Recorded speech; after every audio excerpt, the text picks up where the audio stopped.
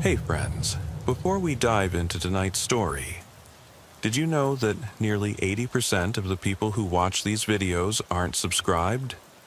If you're enjoying this kind of content, consider hitting the subscribe button. It really helps a lot, and it keeps these long stories going. Also, I'd love to hear from you. What time is it right now where you are, and which city are you listening from tonight? And if these stories help you sleep, feel free to tap the thanks button to support the channel. It truly means a lot. All right, let's get into it. The cruiser's engine hummed under my seat as I eased out of the station parking lot at 2:47 a.m. My breath came in shallow bursts, half from the cold April air and half from the knot of unease twisted in my gut. 4 hours into this night shift, and I'd already been to 3 minor fender benders and a barking dog call that turned out to be nothing more than a lonely Labrador chasing the wind. But dispatch's tone on that 2200 block of Elm Street, possible pedestrian struck, had picked up a dangerous edge. I flicked on the alley lights and steered through the drizzle, each drop on the windshield a tiny percussion against the wipers. There's something about rain in the dark that sharpens your senses, makes every sound echo. I parked 12 feet from the curb and grabbed my flashlight, the metal cool in my palm. My partner, Thompson, stepped out behind me, her shoulders hunched against the damp. I could see her silhouette in the glow of the cruiser's strobes. We exchanged a nod, no words yet, because we both knew that once you cross that threshold, the world inside changes. The house at the corner was a 2-story townhouse, pale vinyl siding streaked with grime. The porch light was on, but its bulb flickered, so weak it seemed half dead. I called Cedar Springs PD into my radio mic. No response but static. Good. That meant the channel was clear for us. A single set of footprints led from the front stoop down onto the sidewalk, barefoot, mud-spattered. We crouched over them. No shoe prints, just skin. My heart jolted. Pedestrian struck, or was it something else? Thompson walked to the porch railing. Blood, she murmured before I could say it. Dark stains pool around us. I swallowed. 2 drops had seeped through the boards and dripped onto the walkway's edge. The neighbor, old Mr. Davis on the next block, stumbled out in a robe, face pale, eyes wide. She came out the front door, he stammered. I saw her run. Didn't look like a car hit her, she stumbled out. His finger trembled, pointed back at the open door. Inside, upstairs. I switched the flashlight on and swept the beam over the threshold. The foyer was slick with crimson, and muddy handprints smeared the wall as if dragged by something heavy. My gut knotted tighter. This wasn't a hit and run. Faintly, Thompson clicked her radio. "Cleared up here," she said. "No sign of a car impact. Doesn't make sense." I ducked under the porch rail and entered. The foyer lights were out. My flashlight's beam skittered over shoes by the door, polished Oxfords, a pair of running sneakers, then panned up to the staircase. The first step was streaked red. I braced my free hand on the railing and followed the prints up. Each finger-shaped smear was thick, as if she'd pressed her palms hard against the banister. It made me swallow hard. My pulse hammered so loud I feared it would give me away. At the landing, the hallway stretched away, dim moonlight filtering through a curtained window at the far end. Bedroom doors lined the hall like silent witnesses. I tapped my radio mic. "Ramirez, ascending to 2nd floor. Cover me." Thompson's voice crackled back. "On it." "You want I should clear ground level first?" I hesitated. Protocol said always clear the lower floors before heading up. But instinct shouted someone upstairs needed help now. "Negative," I said, fast and quiet. My boots made no sound on the threadbare runner. I flicked the beam left, right, each door closed, except the last one at the very end. Its latch was broken. The door hung crooked. I squeezed through the gap. Inside was a small bedroom, the walls painted in pale green, now mottled with shadow and red. The carpet was soaked. I saw a lace-trimmed nightgown huddled in the corner, bathed in shadow. No body in sight. My flashlight caught movement, matted hair on the floor near the dresser. I moved closer. "Police," I called. "Show yourself." My voice sounded distant, as if coming from underwater. Silence answered. Then a low groan. I spun the light toward the doorway. Thompson was there, weapon drawn. She frowned. "You okay?" she whispered. I nodded, pointing at the knotted quilt by the window. "Something moved," I said. "I thought I saw—" I never finished. A soft thump drifted from the room behind me. I spun. The door creaked. My hand tightened on the Glock. Time slowed. I saw the top of a man's head drop into view. Dark hair matted, face pale as a corpse. His shoulders slumped as he slid into the room, knife hand dripping. He stared at me. Terror exploded in my chest. Instinct took over. I yelled, "Police! Drop the weapon!" He froze, mouth opening into a silent scream. Then he lunged. Thompson yelled my name as I squeezed the trigger. The shot rang out, deafening in the tight space. The man went down in a heap of sweat and blood. My ears rang. I pressed my palm to my mouth to muffle the cry that burst out on my exhale. Thompson moved in, cuffing him as I slid to my knees, mind racing. "Get EMS," I said between breaths, "and get forensics." My glove-covered hand hovered over his wrist. He'd cut himself, a shallow slash that dripped dark fluid onto the linoleum. His eyes fluttered shut. I leaned closer. In the dim light, I saw tears tracking through blood on his face. I recognized him. Roger Miller, 38, former schoolteacher. The Miller case file had landed on my desk last Thursday. His daughter's accident, Lily Miller, age 8, struck and killed right there on Elm Street 6 months prior. He'd never recovered. I looked up at Thompson. "He snapped," I said. "All this blood, he tried to end it." She nodded, eyes heavy. We stood before the open window, wind rattling the loose shutter above, as though the house itself lamented. My flashlight drifted to a photo on the bedside table. A small girl hugging a stuffed bear, her face bright against the dirt and grief. Lily's bear. I swallowed a lump. Back in the foyer, I replayed every step I'd taken, each footprint, each handprint. Something gnawed at me. Why were there no footprints leading back upstairs? Why did the walkway have only her prints toward the curb? Mr. Davis insisted he'd seen her run towards his porch, not down the stairs.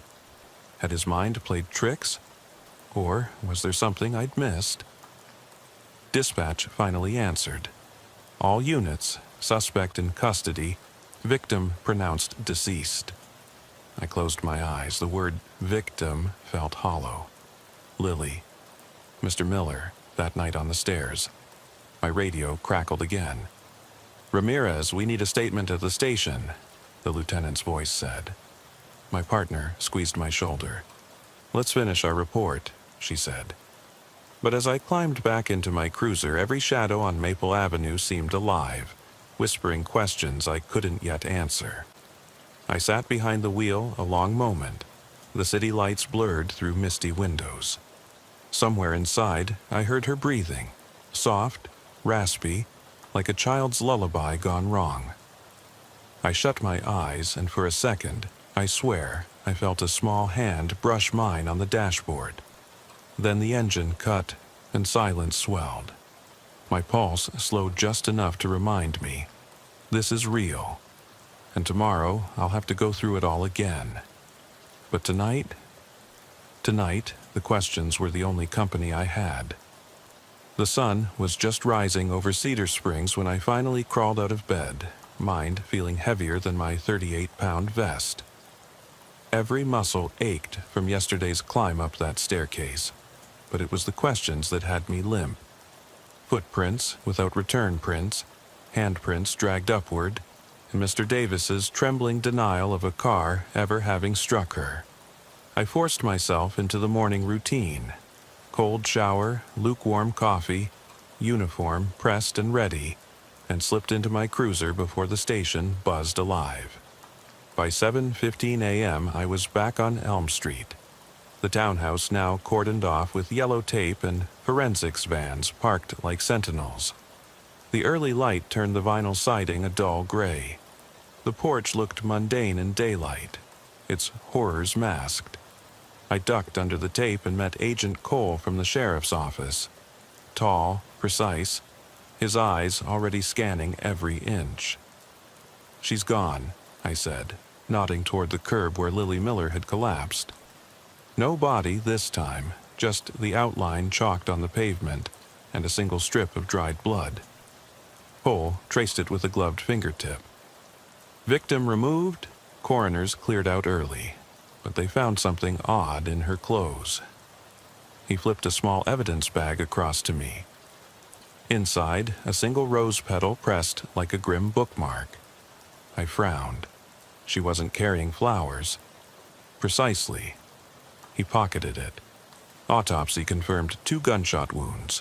Clean, small caliber. Then the chest wound from the blade. But there's something else. Bruises on her wrists, ligature marks, as if she'd been bound. My stomach sank. The narrative shifted.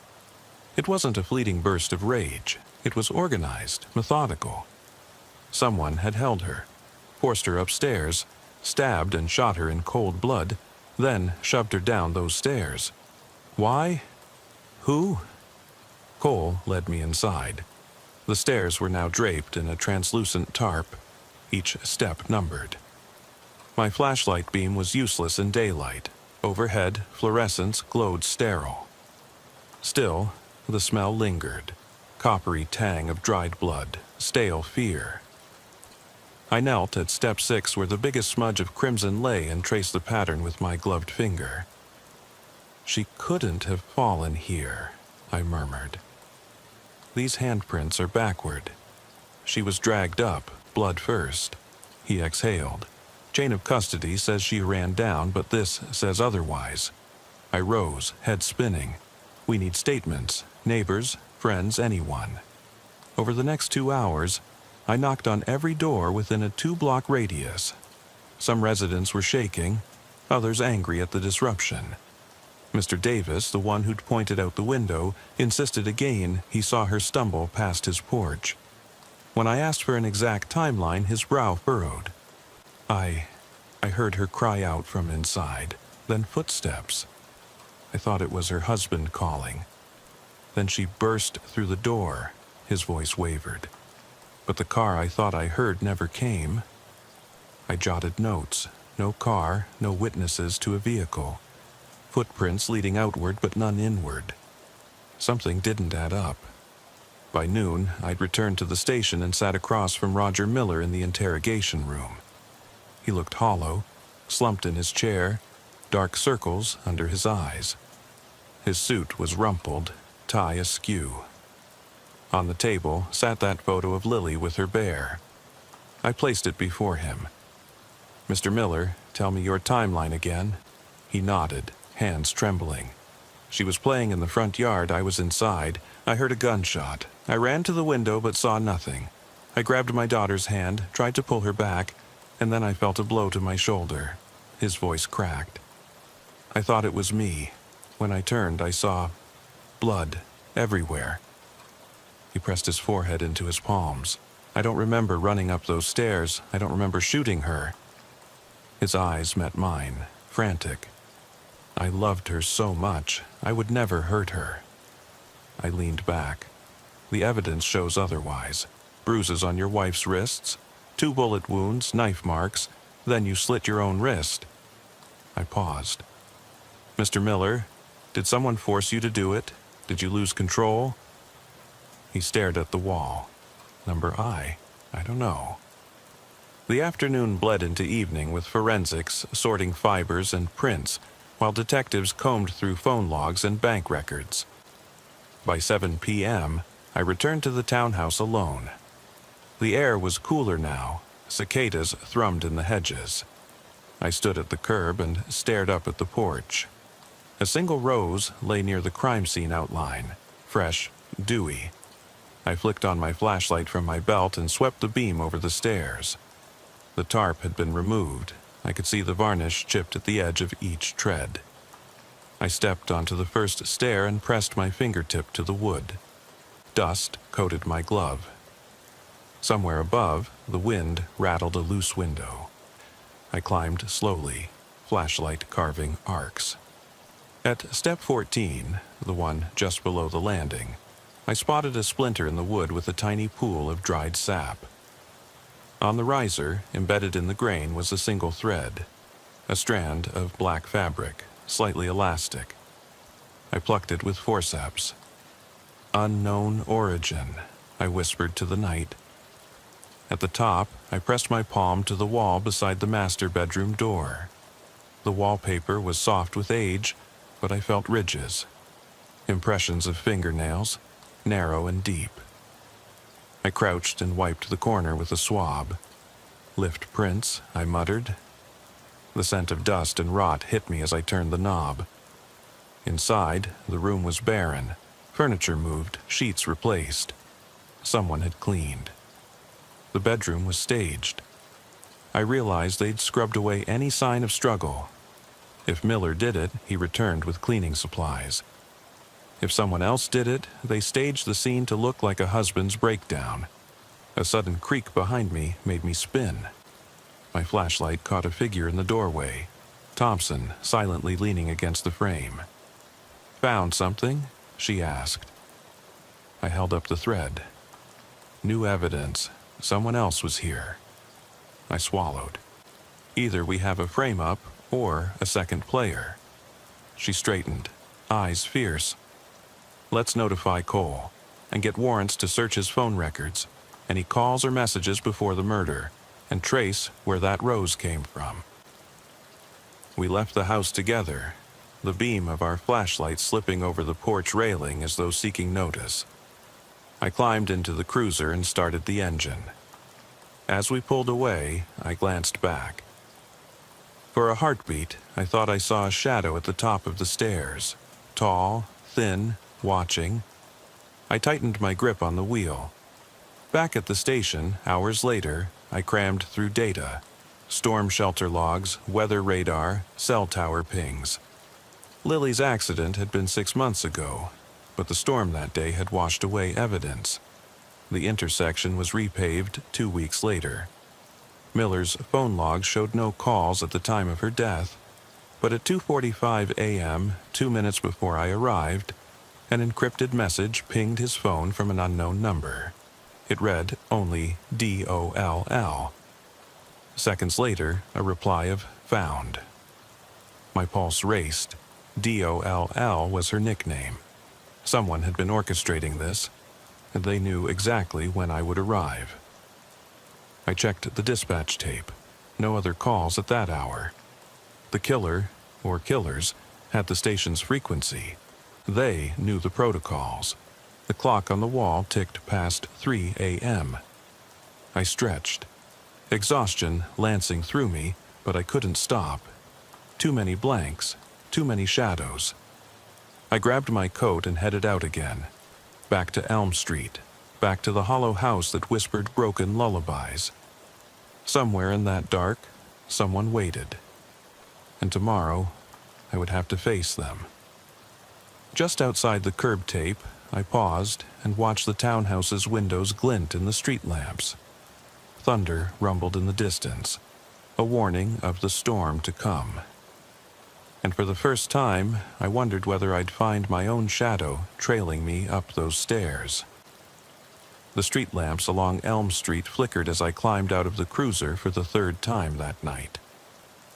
The rain had started again, phantom droplets dancing on the pavement. each one echoing against the hush of Cedar Springs. My fingers hovered over the door handle, unwilling to break the silence, but duty compelled me forward. I'd spent the past 3 hours poring over Miller's encrypted messages, his phone records, his bank withdrawals, and now I was convinced there was a second player in this nightmare. Inside the station, my desk had become a war room, a wall of printouts for Lily's accident, Miller's phone logs, caddy call transcripts, even weather maps showing the storm that rolled in right before the murder.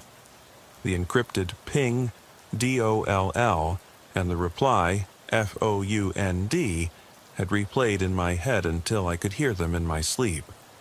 Whoever sent those texts knew exactly when dispatch would call me to Elm Street.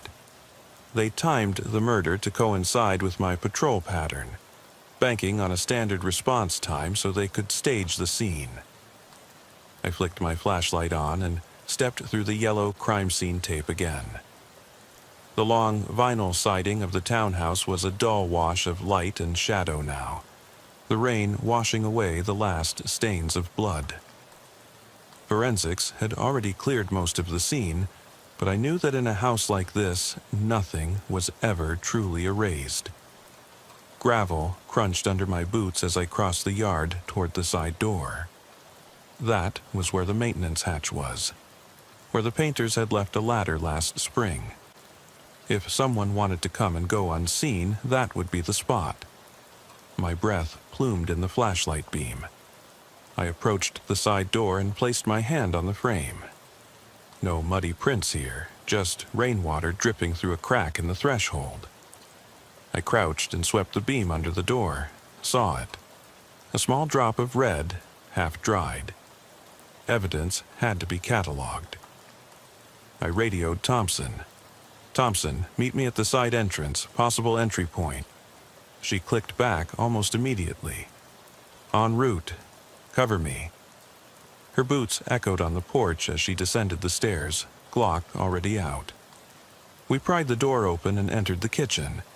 The bright, fluorescent bulbs over the sink hummed, inconsistent with the rest of the house's low-voltage conservations. On the counter, a smear of lipstick, deep crimson, caught the light. I recognized that shade. The victim had worn it earlier that week on a grocery run. Grocery store cameras had caught her applying it. Whoever came here after she was gone had lingered in this room. Thompson bagged the sample. I leaned in closer. A faint floral scent lingered, like rosewater. My mind flashed back to the petal in the evidence bag. Someone had placed that single rose among Lily's folded clothes before the coroner left. Now, I realized it came from this house. There was a black vase on a high shelf, shattered on impact. I picked up the largest shard, careful not to smudge any fibers, and dusted it for prints. The shard was heavy in my glove, sharp as betrayal. I studied the jagged edges.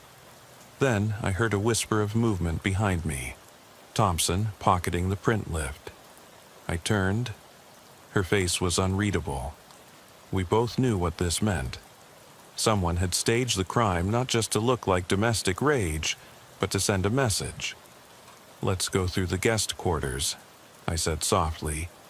Target practice from years of searches and domestic violence calls. The hall led past a laundry alcove, the dryer humming in spite of no power. I kicked it. The grate fell forward, revealing a coil of rope and a small leather pouch. I snagged the pouch and unlatched it. Inside lay a child's hair ribbon, pink satin, frayed at the edges. My throat tightened. That ribbon had been part of Lily's favorite ponytail bow. It was her scent on the strings, shampoo and childhood.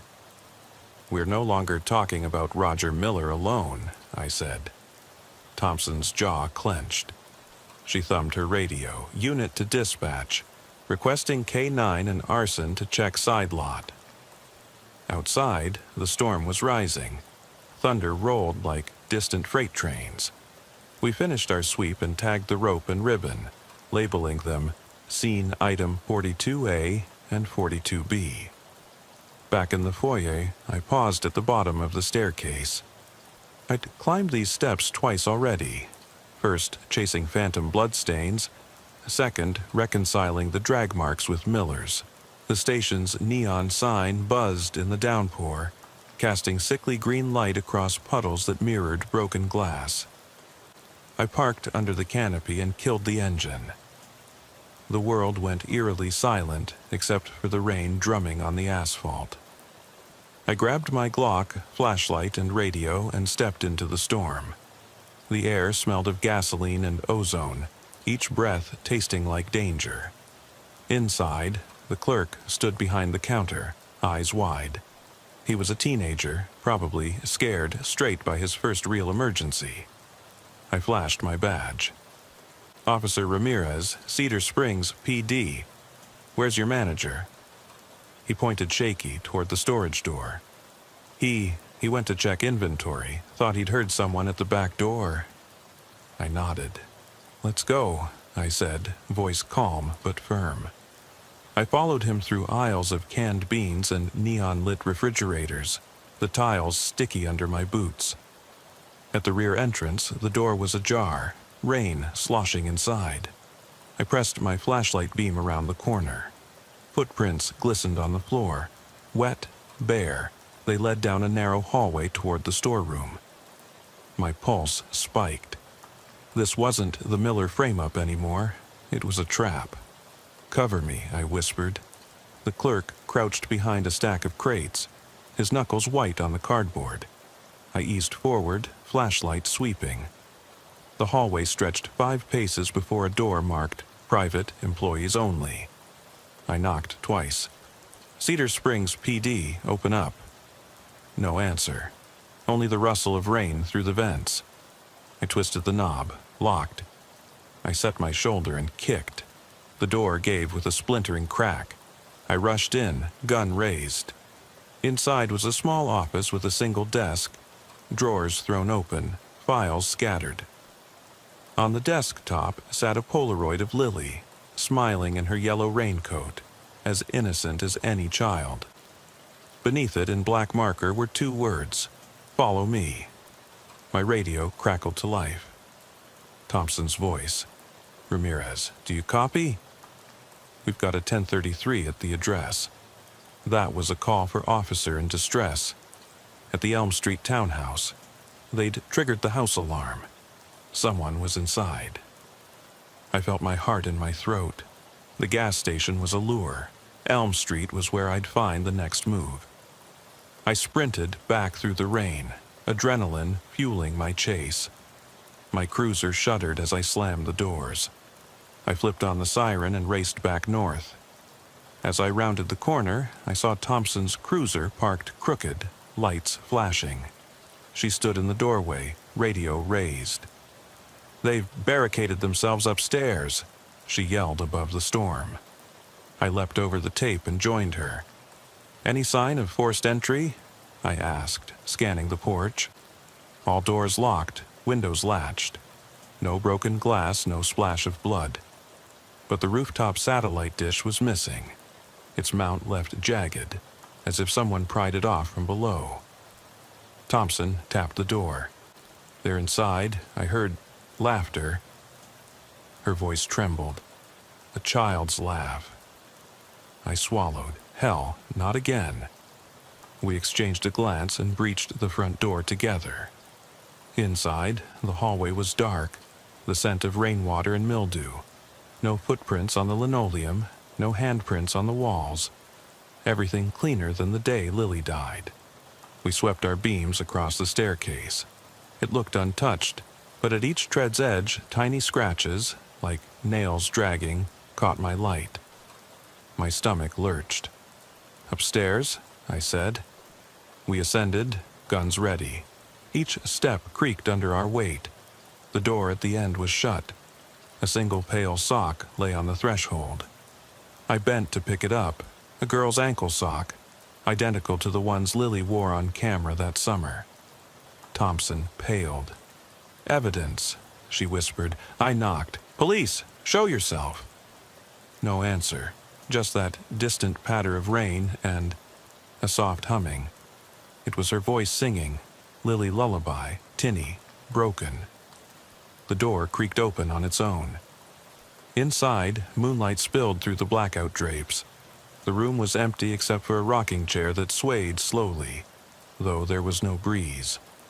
On the floor sat a single shoe, Lily's old sneaker, scuffed and small.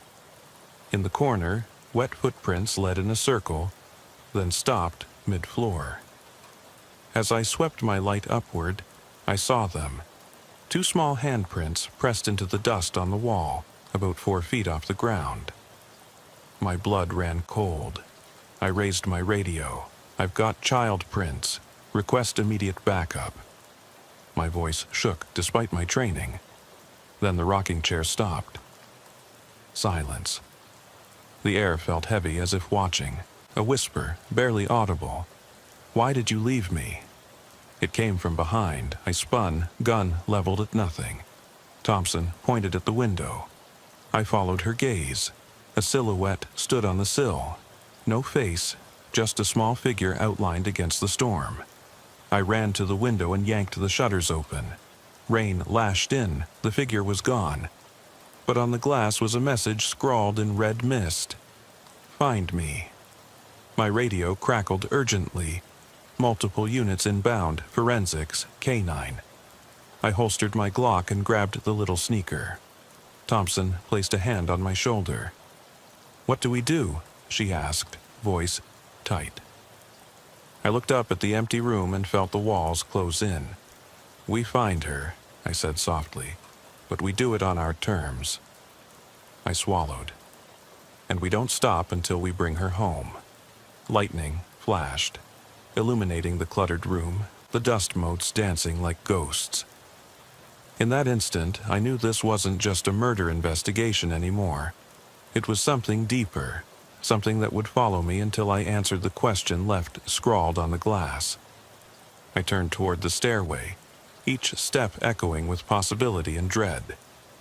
"Let's go," I said, and descended into the unknown, wondering all the while, was I chasing a killer or a ghost?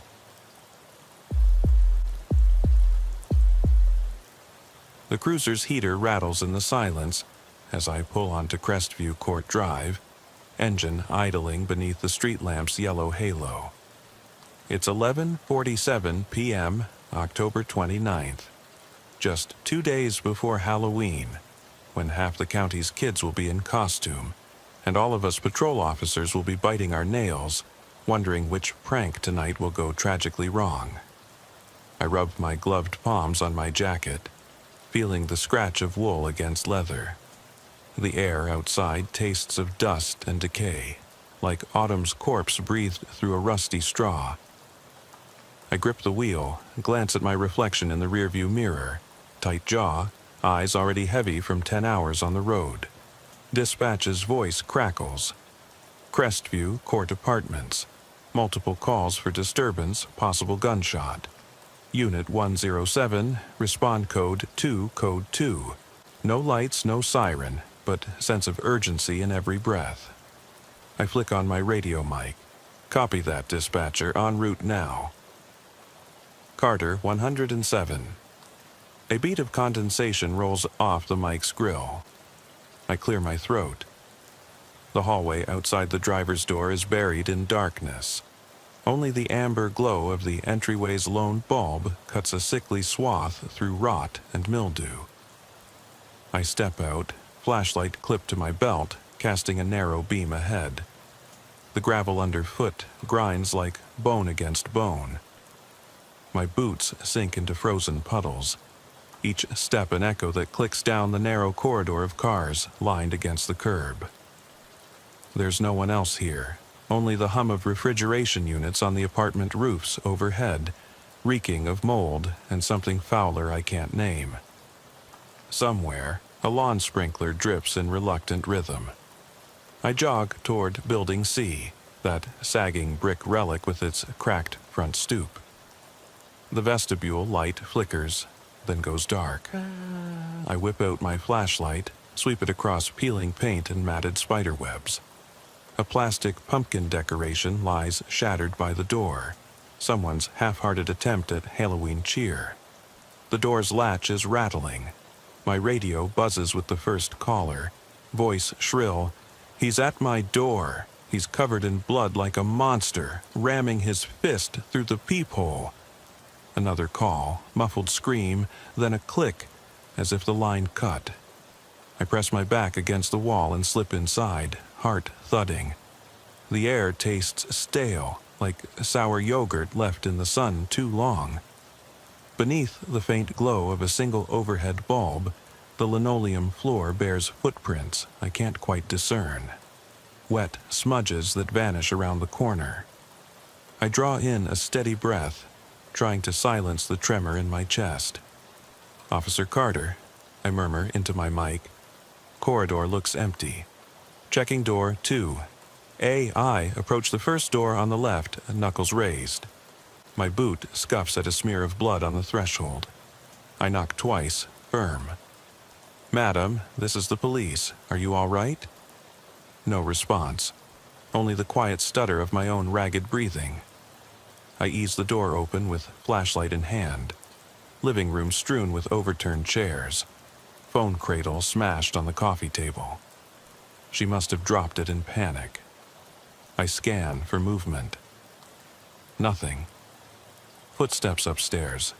Soft at first, then fervent. My senses sharpen. The second tenant's call mentioned hearing a gunshot just moments before the masked figure knocked. I lift my flashlight beam to the ceiling, where a bulb swings sluggishly on its frayed wire. I squeeze my taser in my other hand, weight comforting. I step into the hallway, flashlight beam skimming over door 3B. The wooden veneer is dented, chipping paint flakes to the floor. I pause, hand on my holster. A muted thud, thud, like flesh hitting plaster. Then a low moan, half choked. My pulse ratchets up. "Sir, this is the police," I call, voice echoing. "Show me your hands." No reply. I pivot around the corner, light pooling on a dark shape slumped against the opposite wall. He's kneeling, hunched, mask tilted to one side, soaked in dark red that glistens under my beam. His left hand slicks his jaw, pressed tight against ragged flesh. A single eye peers through the mask's hole, wild and pleading. He lifts his other hand, knocking on the wall, as if begging someone inside for shelter. Each glance he casts down the corridor, hoping another door might open. Flesh peels from his chin in long ribbons. The bullet crater under his jaw looks like the gullet of some starving creature. I freeze, mouth suddenly cotton dry. He's not a threat. He's dying. My training fights me, warns me to back away. But he attempts speech again, mouth moving awkwardly. "Please, help." His voice a slurry of blood and bone. I flick off my taser, push it back in its holster. "Stand up slowly," I say, though I know he can't. He stands anyway, stagger step, mask clattering against bruised cheek. My flashlight shakes in my grip. I keep one hand on my radio. "Medic, stand by." I have a self-inflicted GSW victim, facial injury, conscious but deteriorating. He tilts his head, eyes glazing. He tries to lean on me, weight collapsing onto my arm. His soaked jacket sticks to my forearm, warm. I yank open my glove box and rip out sterile gauze pads, tearing the package. Another knock, louder, frantic, jars me. The tenant from 2A, screaming words I can't make out. Doors down the corridor slam, one after another, like the heartbeat of a dying building. No one else will help him. They treat him like a monster. I hover him against the wall, pressing bandages against the wound. Voice calm, but adrenaline flaring. "You're going to be okay. Help's coming." His one good eye blinks twice. He tries to nod. His lips part again. I hear him whisper, "I just needed someone." His voice trails off. My heart lurches. I don't know if he'll live. Sirens wail distant, growing closer. Red and blue slicing the night through cracked windows. The corridor's shadows recoil from the lights as two paramedics burst in, kit straps slung over their shoulders. They move with efficient urgency. One grabs the wrist to check pulse, the other cuts away the mask, exposing the full devastation. The man's good eye flickers with recognition, then dims as they lift him onto the stretcher. I step back, letting them pass. A quiet falls over Crestview's hallway as they wheel him out. I catch a glimpse of the witnesses huddled behind half-closed doors. Eyes wide, some glistening with tears, all avoiding my gaze. I close the remaining doors gently with my flashlight, pulling the hallway's darkness back over the blood and fear. Alone again, I lean on my flashlight's beam. My radio buzzes. All clear, Officer 107. You can secure the scene and clear when ready. I nod, though no one sees. I sweep the beam once more, memorizing spatter patterns, the way the wall puckers from dried blood. I imagine the tenant's face as he pounded, begging for help. How long before he succumbed to shock and infection? How many more slammed doors before mine opened? The paramedics thank me as they head to the ambulance. I watch them through the doorway's crack, heart hammering. Their stretcher bounces over the curb, disappearing into the forest of headlights. The night swallows their red glow. I lean my forehead against the wall, breath coming in jagged sobs. My radio falls silent. The building's stillness hums around me, an unholy lullaby. I unclip my mic, voice rough. Carter, 107 to dispatch. Scene is secure. I'll file report from the station. I step outside, cold air biting through my jacket. My flashlight clicks off, plunging me into the cage of streetlight. The broken pumpkin sits by the door. I bend, pick it up. The plastic grin stares back, cracked, empty. I press it to my chest, thumb against its hollow eye. No one handed me a pumpkin at Halloween. Tonight I carry this one as a reminder. I walk to my cruiser, keys in hand. Every step echoes with the weight of that man's final scream, unanswered. I pause at the sidewalk's edge, look back at Crestview Court. Darkness hovers behind every window, as blank as memory. I slide into the driver's seat, close the door. The heater groans. I place the pumpkin on the dash, face out.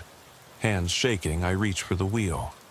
Outside, a wind kicks up leaves, and I swear I hear a soft rap, like a fist on glass, before the world goes silent. I grip the wheel tight.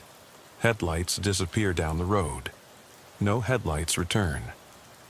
The memory of his single, pleading eye stays with me as I drive off into the cold, empty night, wondering who will answer the next knock. The cruiser sits cold in my driveway when I finally turn off the engine, but I don't step out. I leave the pumpkin on the dash, half hidden in shadow, its cracked grin mocking the silent house. Inside, the living room light flickers. I can almost feel its hesitation, as though it's uncertain whether to stay lit or plunge everything into darkness. I lean back in the seat, hand still gripping the wheel, heart pounding so loud I can hear it in the steering column. My radio lies dead in the cup holder. No more calls. Nothing but my own ragged breath inside this steel cocoon. I finally push the door open and step onto the porch, body stiff from hours behind the wheel.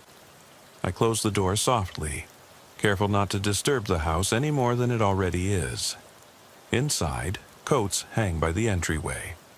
One of mine slips off the hook when I brush past, falling to the floor in a heavy thud. I don't bother picking it up. Instead, I walk barefoot down the hallway, lights guiding me deeper. The bedroom door stands ajar, just enough that the lamp's glow reaches the corridor.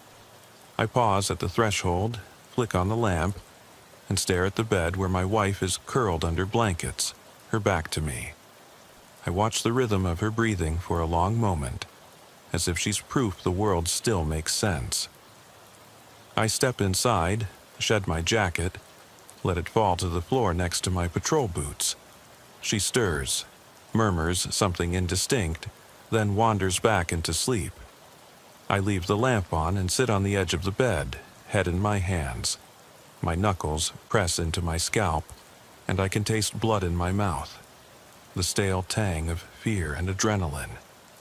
I should file my report, call dispatch back, write down exactly what happened. But my notebook lies on the desk in the living room, unopened, its pages blank under a soft pool of lamplight. Minutes stretch into half an hour. I wrestle with every word, trying to pin down what to call it. A shooting, a suicide attempt, an assault on strangers by a wounded man. He wasn't trying to hurt anyone. He was looking for help.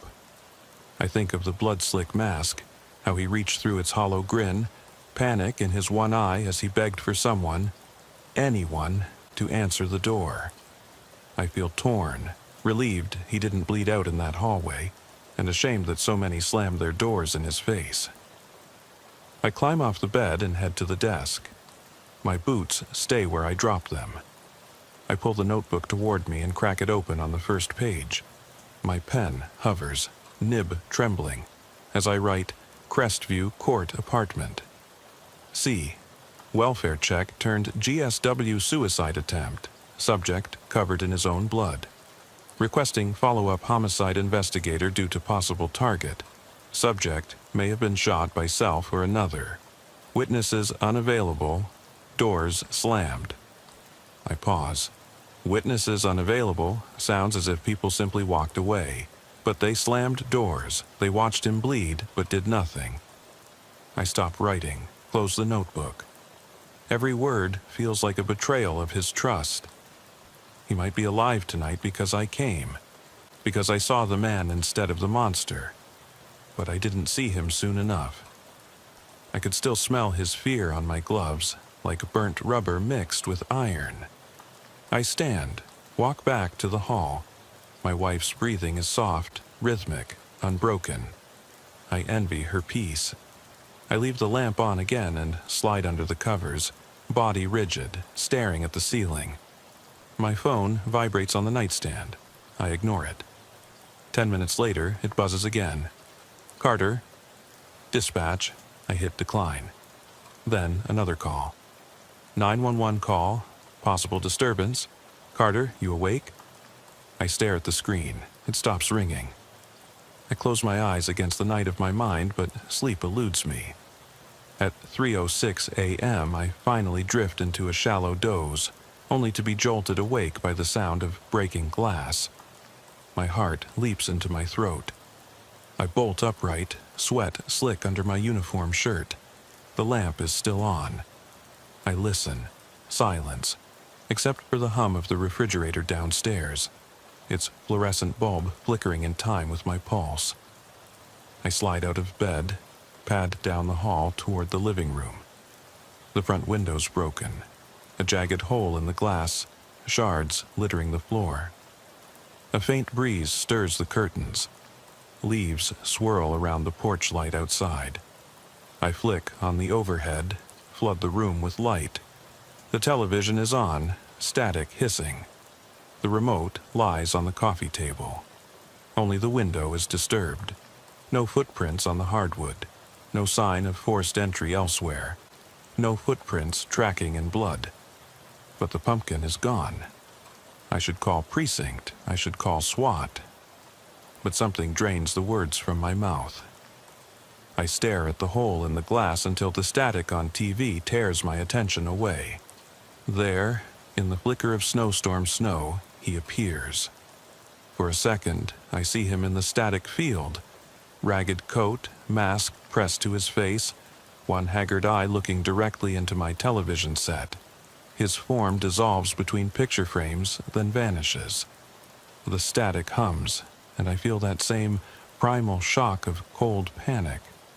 I drop to my knees, rip the curtains closed, and jam the TV power button. Nothing. The set goes dark, leaving only the overhead light and the shattered window. I stand and press my boot against the broken glass, ready to clear it. Then stop. A crumpled scrap of paper lies in the middle of the living room rug. I pick it up. It's a Polaroid, the hallway at Crestview, the blood smear on the carpet, and in the center that monster mask on the floor, lens catching the flash into ghostly reflection. I flip it over, nothing written. The mask in my cruiser might have been taken from the dash. Someone followed me home. Or something. I shove the photo into my coat pocket, dust off slivers of glass from my fingers. My phone lights up again. I answer on speaker, voice taut. Carter. Dispatch crackles. Unit 107, disturbance call at Harper Heights. Loud banging, possible domestic. Patumudal mo patunri padil asayvudan. My insides flip. This is tonight's first call since midnight. No time to secure the house. No time to question reality. I slip on my boots, grab my jacket, and head for the door. I leave the curtains closed behind me, the Polaroid clutched in one hand, flashlight in the other. Outside, the night is still, too still. Leaves rest on the porch railing, dew glistening. I pause, scanning the yard. No sign of footprints, no sign of the mask or any intruder. But I feel watched. The radio hums in my jacket chest pocket. Carter, North Side, Harper Heights Building 7, domestic dispute. Contact with possible suicidal male, unarmed. The dispatcher's voice is calm, routine. My vision tunnels to the Polaroid. There, in grainy flash, is the mask, and behind it, in the inky hallway corner, the shape of a man starving for help. I slide into the patrol car once more. The engine roars to life as if relieved to be back in control. I tuck the Polaroid under my thigh, lean forward, headlights cutting into the night. 10-4, I say into the mic. I'm on my way. And as I pull away, I cannot shake the certainty that the mask, the blood, and the echo of that single eye have followed me, and will not let me rest until I face whatever hides behind its hollow grin. Sirens fade behind me as I merge onto Harper Heights Drive, tires humming over cracked asphalt. The streetlights cast halos in the mist, and the autumn air smells of damp wood and dying leaves. My pulse thumps in time with the wiper's slow sweep. No rain, just a fine haze that clings to the windshield. Dispatch's words echo in the cab. Possible domestic disturbance, unverified weapons, female screaming heard. Unit 107, respond code 3. Code 3 means lights and siren. I flick on the reds and blues and ease the car into gear, the cruiser bucking slightly under acceleration. There's no escaping the gravity of a domestic call. Every instinct screams that somewhere inside that house, someone's heart is racing harder than mine. I navigate the narrow cul-de-sac lined with cookie-cutter homes. White picket fences half collapsed. Front yards littered with overturned lawn furniture.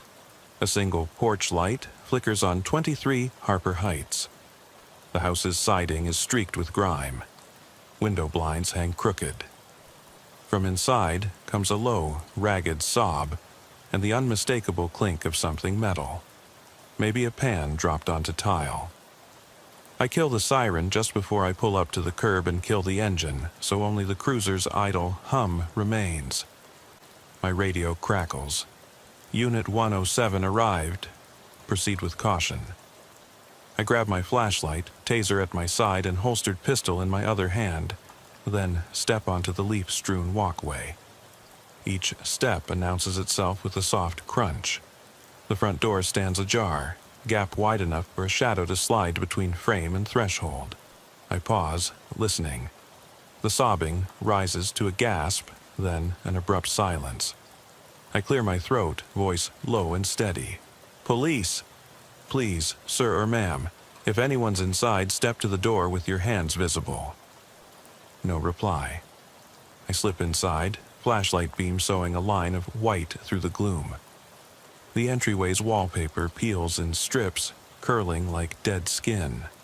A broken vase lies on the floor, petals crushed into the carpet. Behind me, the door clicks shut. Either my backdraft or someone else. I glance over my shoulder but see nothing. "Mrs. Holloway, it's Officer Carter.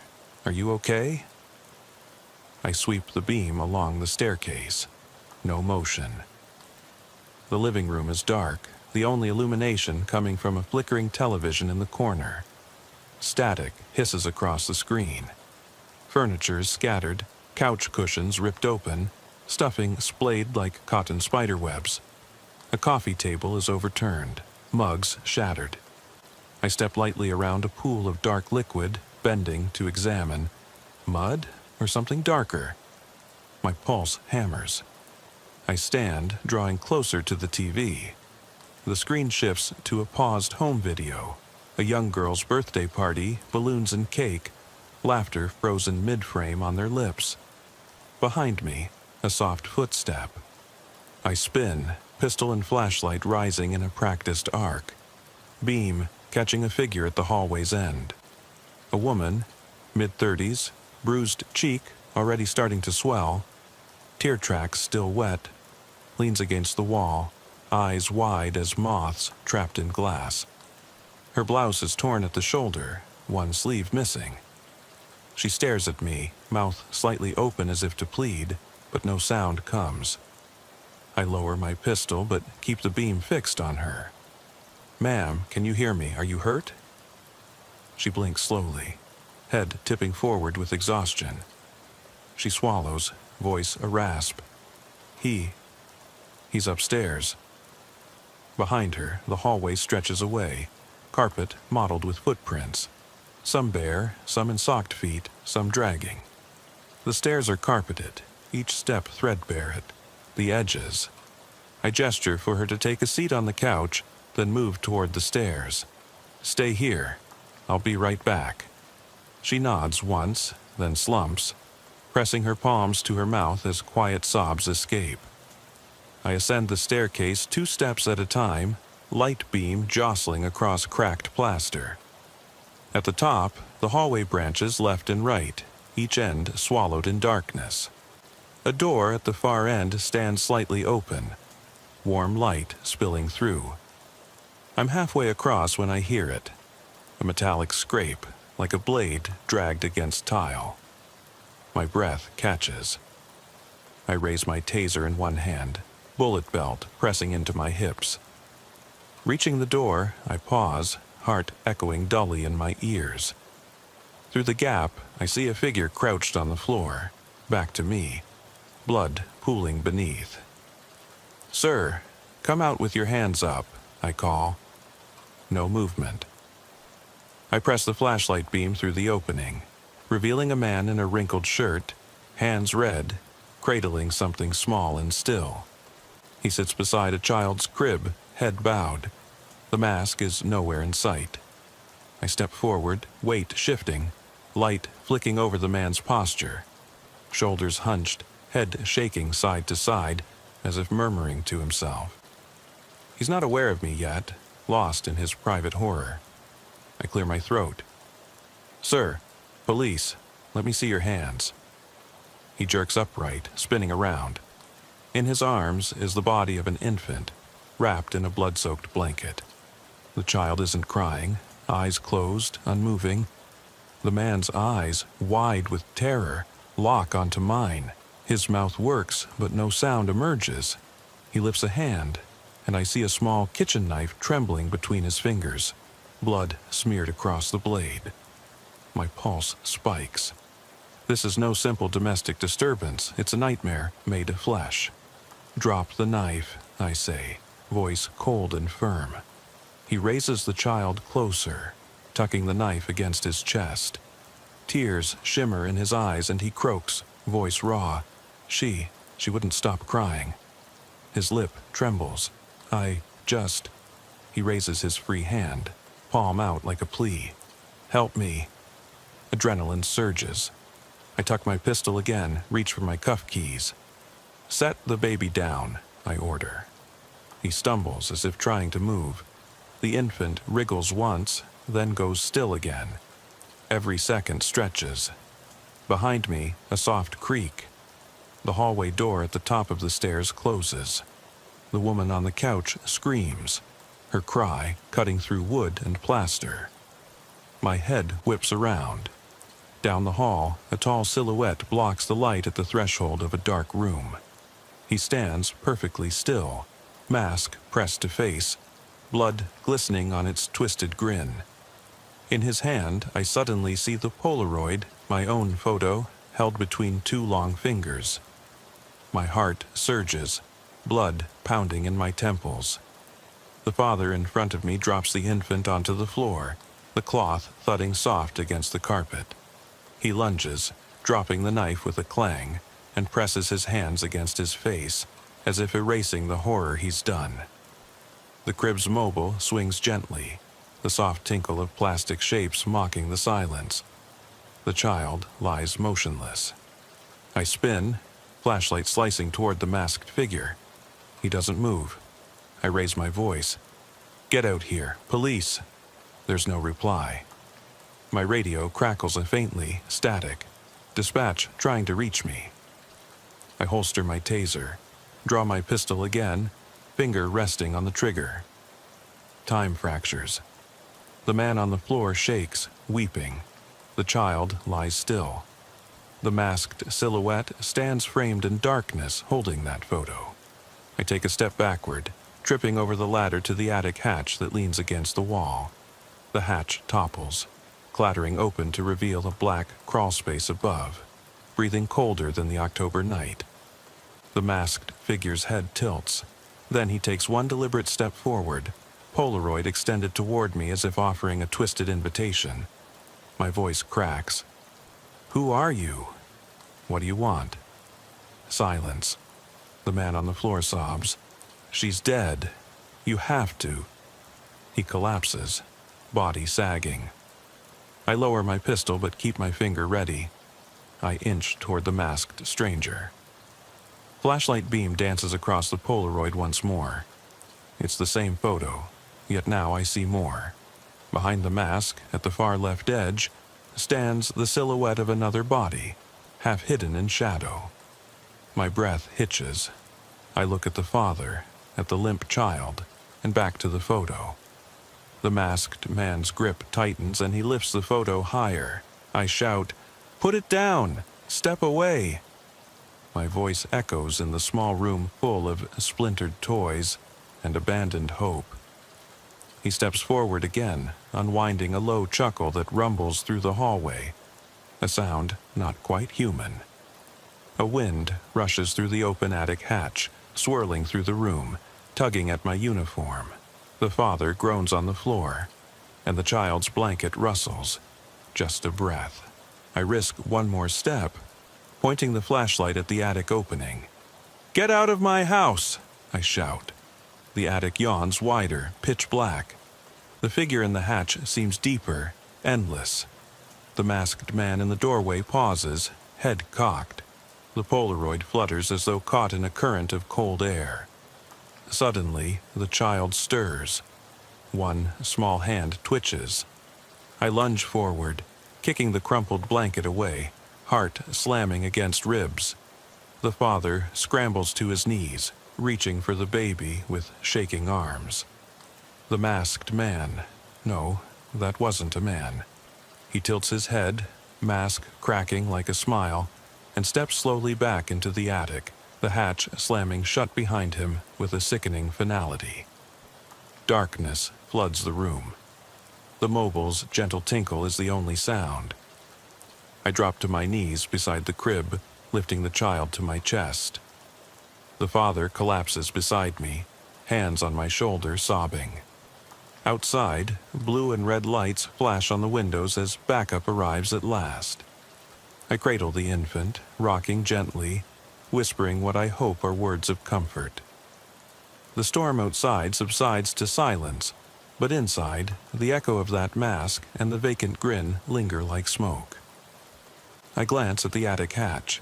Now, just a simple panel in the ceiling. No sign of forcing, no trace of the stranger. The door bursts open and officers flood in, questions tumbling over each other. I hold the child close, voice hushed. "He's here. He was here. We thought we were alone." My words hang between us unanswered. The child's small heartbeat against my chest reminds me that even in madness, innocence persists. I stand, weight heavy with fear and relief, and step into the hallway. The father follows, eyes hollow. I glance at the couch in the living room, the broken vase, the static TV, and dread the stories this house will tell. As I guide the paramedics out with the infant, I know we've only scratched the surface. Something ancient and hungry roams these quiet streets, slipping through cracks in doors and attic hatches. Tonight, I saved one life, but I also invited something home with me, and it doesn't plan to leave. The ambulance door slamming shut echoes in the silent hallway as I guide the paramedics down the narrow corridor of Harper Heights Station. The baby's wail has been replaced by soft respirator hums. The father trails behind me, eyes bloodshot, shoulders trembling. I leave them in the emergency bay, kneel briefly beside the crib, brush loose hair from the infant's forehead, then step back into the harsh fluorescent light of the station's front lobby. At 2:14 a.m. on October 30th, the station is deserted. Desks sit abandoned under humming fluorescents. Coffee-stained mugs and half-eaten donuts left as if their occupants might return at any moment. I flick on my desk lamp, its warm glow cutting through the pallid overhead light. Dispatch has gone quiet. Only a few routine murmurs for noise complaints and parking violations. I hand my mask and glove-soaked evidence bag to the desk sergeant, who nods without looking up from her paperwork. I slump into my desk chair, the vinyl groaning as I lower my weight. The Polaroid from Crestview Court sits face down beside the phone, the smear of dried blood against the carpet, the discarded mask, now hinting at something more. I force myself not to look at it. My notebook lies open to the domestic call report, blank pages waiting. The telephone rings. I answer on speaker. "Carter," my voice cracks. "Lieutenant Hayes," the voice says, low and rough. "I got your message. Suicide attempt turned welfare check, turned homicide investigation." He sighs. "You find anything at Harper Heights?" I rub my temple. Infant was assaulted. Father had a knife, no prior record, claims he snapped. Mask, figure in attic, witness or apparition, we can't confirm. My words hang as I process. I need backup for Crestview follow-up. Something's off. On it, Detective Diaz will meet you there at first light. He clicks off before I can protest. I lean back, hands drifting over the Polaroid. I turn it over. The back is blank. No fingerprint, no note. I glance around the lobby, the vending machines asleep, monitors lined in a row, blinking green to show live feeds. One camera overlooks the station entrance, another watches the hallway to the holding cells. None point to my desk. I slip the Polaroid into my pocket and tug on a fresh pair of gloves. I grab my flashlight and taser, feeling its cool grip, and head toward the back exit. Outside, the October air is frigid, cold enough to burn lungs on the inhale. The station sits on a hill. From here I can see Crestview's lights in the distance, pinpricks against a blanket of trees. I jog to my cruiser, unlock the door with a fob, and slip inside. No sooner have I turned the key than the radio crackles. Unit 107, any traffic? I key the mic. "Carter here, I'm heading to Crestview for follow-up. ETA 10 minutes. The dispatcher's voice softens. 10-4, stay safe. I drive down Harper Heights Drive, past homes dark as tombstones, until I reach Main Road, then glide onto the 2-lane highway toward Pine Ridge. The road pitch dark, No streetlights save for the occasional passing car. My headlights cut through the mist, illuminating billboards advertising late-night diners and payday loans. The trees crowd the pavement's edge, skeletal branches scratching at the windshield. As I near Crestview Court, my stomach churns. The last time I left there, I saw the mask on my porch and the Polaroid in my coat. Now, I'm going back in daylight, but daylight feels no safer. I flick on the overhead lights in the cruiser and shake my head, blinking sweat from my eyes. The electric hum of the heater mingles with my ragged breaths. I park outside Building C, boots clopping on concrete. The sun is barely cresting the horizon, pale pink bleeding into gray clouds. I notice the smashed pumpkin still on the stoop, mask-shaped grin upturned in the dim dawn. I crouch, scoop it into a new evidence bag, then stand and punch the door code. 421B. The door clicks and swings open. No flickering bulbs tonight. Power's restored. The corridor's quiet, eerie in its normalcy. Detective Diaz arrives behind me, clipboard in hand. She's early 30s, sharp eyes, dark ponytail. "I got your call," she says. "Heard you had a situation." I nod, hand on my flashlight. "Subject's unstable. Masked figure appeared. Got this?" I pull out the Polaroid. Her brow furrows. "Looks like 3B's Hall, but..." She studies the image. "Wait, that smile doesn't belong. Look at the angle." Above us, the corridor light flickers. I sweep the beam across the floor. Faint streaks of brownish red, dried in the creases between tiles. Door 3B is ajar again. No fresh lock, no tape. I don't remember closing it last night. The doorknob creaks when I turn it. Inside, the room is empty. No blood pools, no overturned furniture, just the cracked linoleum and swirling dust motes in my beam. A faint aura of rot lingers. Old blood, old fear. I sweep the flashlight toward the bathroom, its door half open. I step inside. Tile floor pristine, towels neatly folded. Nothing. I back out slowly, heart thumping. I look at Diaz. Last night, he was here. I shove the Polaroid toward her face. But this room, no traces now. She lowers her clipboard. "A scheduled cleaning crew came through early," she says. "They said they found a bloody mask and photo on the stoop this morning. Thought it was a prank. Threw 'em away." I clamp my hand over my mouth to stifle a curse. The crew could have destroyed evidence. Mask, photos, blood samples, everything. The situation spins beyond protocol. I swallow. "Send a tow for the video feed," I say. "Somebody's been tampering." Diaz nods, already punching her phone. We split up. She heads to security office. I retrace my steps. I pass apartment 2A, window blinds drawn tight. No sight of the tenant who called. I knock, no answer. I move on to 1C, padlocked mailbox, no mail inside. I circle back to 3B, flashlight beam swinging. The door is now shut completely. Only a tiny gap shows nothing inside but darkness. I press my ear to the door. Nothing. I knock, twice.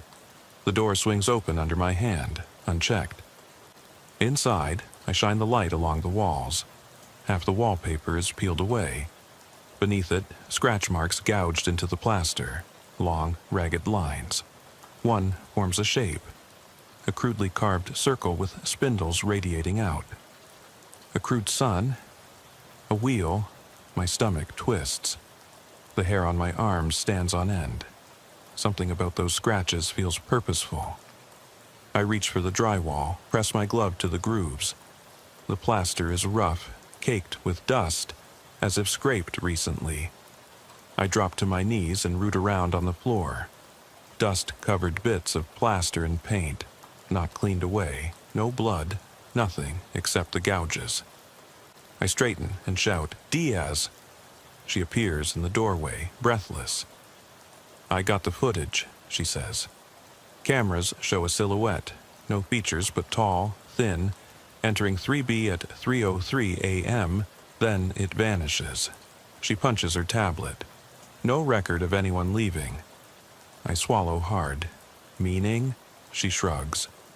Either the subject left via window or something slipped in and out without triggering sensors. I feel the air thicken. The sensors are fine. I whip out my radio. Dispatch. Run a maintenance check on corridor motion sensors and door alarms for Crestview Court Building C. Let me know if any went offline last night. I mute the mic. To Diaz. If anyone asks, we were here all night. No unaccounted exit.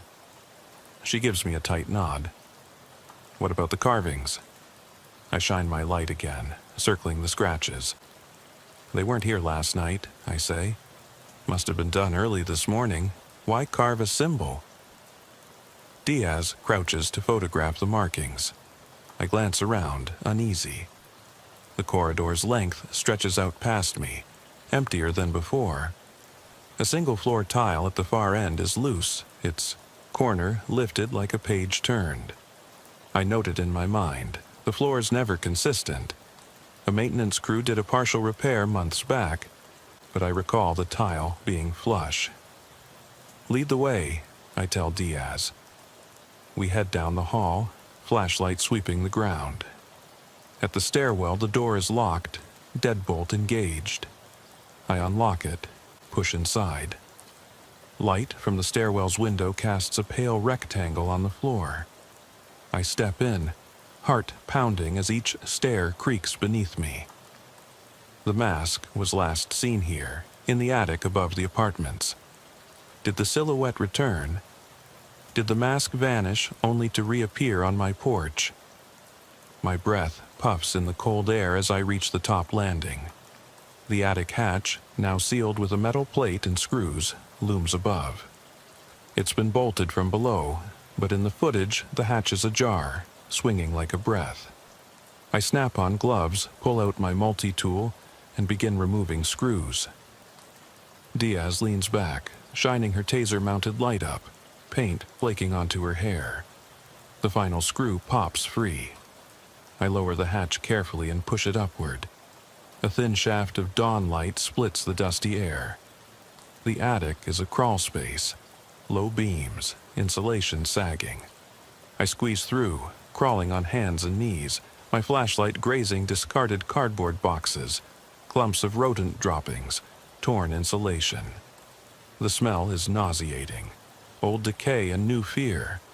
I hear a faint ticking, metal on metal. I shine the beam around. A row of empty blow-molded pumpkin buckets, like discarded skulls, line one wall. Next to them, a flickering lantern half buried in stuffing. I shuffle closer. Ticks grow louder. It's coming from a wooden crate in the far corner, bound with rope. I kneel, brush away debris, and feel with my glove-covered hand. The crate vibrates, emitting sharp clicks every 2 seconds. Like clockwork. My heart hammers. I holster my taser, draw my pistol. Diaz, back up, I whisper. She inches away, eyes fixed on the beam. I reach out, pry at the lid. Inside, nothing but empty packaging peanuts and an old police badge. No nameplate, but still crisp metal, sitting atop a blood-stained sheet of notepaper. I pull them out, flipping the paper over. A single line scrawled in red ink. I see you. My breath catches. The badge is generic. A training issue backup from the academy. It's mine, or was mine, burnished with my badge number. I grip it tight, heart racing. A soft sigh echoes behind me. I spin, and the attic hatch slams shut, plunging me into darkness. I slam the pistol butt against the hatch until it rattles open again. Diaz stumbles in, beam slicing through. I hold up the badge and paper. Her face goes pale. Someone's been here, watching us, I say. My voice trembles. This was set up. She swallows, voice soft. What do we do now? I pocket the badge, tuck the note into my coat. We get out, I whisper. We secure the scene and call this in. And then we pray we're not next. We crawl back, seal the hatch as best we can, and descend. Outside, I pause under the morning sky, cold air burning my lungs. Crestview Court looms silent. I shine my flashlight on the wreath of pumpkins around the entryway. Each one empty now, as if drained of all but malice. I turn to Diaz. We don't have time. There's more to this. Other locations, other victims. I lift my radio. Dispatch, Unit 107. We're initiating a full search on all properties within a 10-mile radius for similar tampering in symbols. Tactical team requested. She nods, pulling out her phone. I let the radio go silent again, heart thudding. The radio chatter in the cruiser is a low murmur as Detective Diaz and I pull away from Crestview Court. The morning's first rush hour hums to life around us. Commuters nodding through amber lights, delivery trucks groaning past curbside mailboxes, joggers slaloming around potholes. Yet, inside the steel cage of my patrol car, the air is heavy with something colder than dawn. I clear my throat, voice tight. We need a full crime scene reconstruction on all these sites: Crestview, Harper Heights, the Smith Place, and any other call that involved masks, suicides, domestic distress, or random blood splatters. Cross-reference missing person reports, medical examiner calls, 911 transcripts. I want anything with the symbol carved into it. Diaz types on her tablet, brow furrowed. I'll alert evidence. We'll pull dashcam and bodycam footage, statements, 911 audio. She glances at me. You think someone's linking these incidents deliberately? I don't answer at first, watching traffic swirl past. Lanes converge, wheels spin. Not think, I say finally. No, or at least suspect. Will you call Lieutenant Hayes and get a full task force assigned? I don't trust this to just one precinct. She nods, tapping the dispatcher channel. On it. She switches to my channel. Carter, dispatch. Initiate multi-agency task force for possible serial incident pattern. Units in CID, homicide, behavioral analysis notified. I settle back against the seat, gaze drifting to the empty passenger side. The Polaroid photo of the smeared hallway mask sits in my coat pocket, warm from my breath. I feel its corners pressing, as if something inside it still waits to spring out. I say nothing as we drive, letting Diaz coordinate. An hour later, I'm in the precinct's briefing room, pale fluorescent lights blinking overhead. Around the long table sit representatives from CID, forensics, dispatch, and uniformed patrol. On the wall, maps are tacked, and red pushpins mark each incident location in the past week. Crestview Court, Harper Heights Drive, the Smith residence on Miller Road, a welfare check in Edgewood. Overhead, projector throws the map into orange light. Lieutenant Hayes stands at the head of the table, arms crossed. Thanks for the quick response, Carter. We've got patterns we can't ignore. All victims reported seeing the mask or the symbol or both. Some described the perpetrator as a shadow wearing the mask. Medical examiner flagged the domestic call baby as assaulted but recovering. No official homicide yet. He points to the map. Someone's staging these scenes, planting symbols, leaving evidence, ping-ponging between tragedies. We need behavioral analysis on what this means. Carter, you and Diaz will lead the field investigation. I nod, throat dry. Understood, sir. I'll coordinate detectives to re-interview witnesses, anyone at those sites, and seal off new locations for a quick sweep. Hayes flicks to the next slide. A close-up of the carved circle and spokes, the symbol from the hallway wall. This symbol was also found carved into the bark of 3 trees near Pine Ridge Cemetery, he says, voice low. We have surveillance confirming a silhouette there last night around 1 a.m. No mask visible, but the shape matches. A forensic artist sits up. Can I get more detail on the symbol? We'll try reconstructing a face mask design from the grooves. She taps notes. All our mask fragments were identical rubber. Looks like a generic Halloween mask at first, but test prints show custom modification. The eye holes were widened, the grin scraped jagged. I interject. That mask was recovered on my porch after Crestview, gone by dawn. When Diaz's crew cleaned it up, they thought it was debris. It's likely back in circulation, moved to the next site. Hayes exhales. We're dealing with someone organized, ritualistic maybe. He, or they, want us to find these clues in sequence. Each site bleeds into the next. After the briefing, I return to my desk in the dispatch wing. The evidence locker sits beyond a keypad door. Inside, the collection of masks, photos, knife, doll, pamphlets, bits of clothing. Everything gathered. I swipe my badge, door buzzes, enter. Diaz is already there, gloves on, bagging items in numbered evidence envelopes. She looks up. The Polaroid you found? This one? She holds a fresh print. A dim hallway shot like the others, but across the floor is scrawled that same circle and spokes, etched onto the floorboards themselves. She shakes her head. I swallow. Good catch. That means they're escalating, defacing the very scenes themselves. I take a rag, wipe my palm on my jacket. What about the pumpkin buckets from the attic?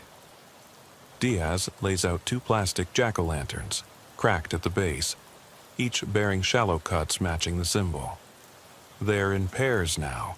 One at Crestview, one at Harper Heights, 2 here. Patterns doubling with each site. She steps back. This is going somewhere. I nod, staring at the lineup. I unclip a small recorder from my belt and press it.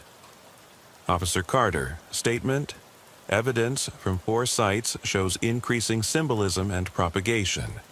Recommend tactical surveillance of any Halloween decorations in nearby homes.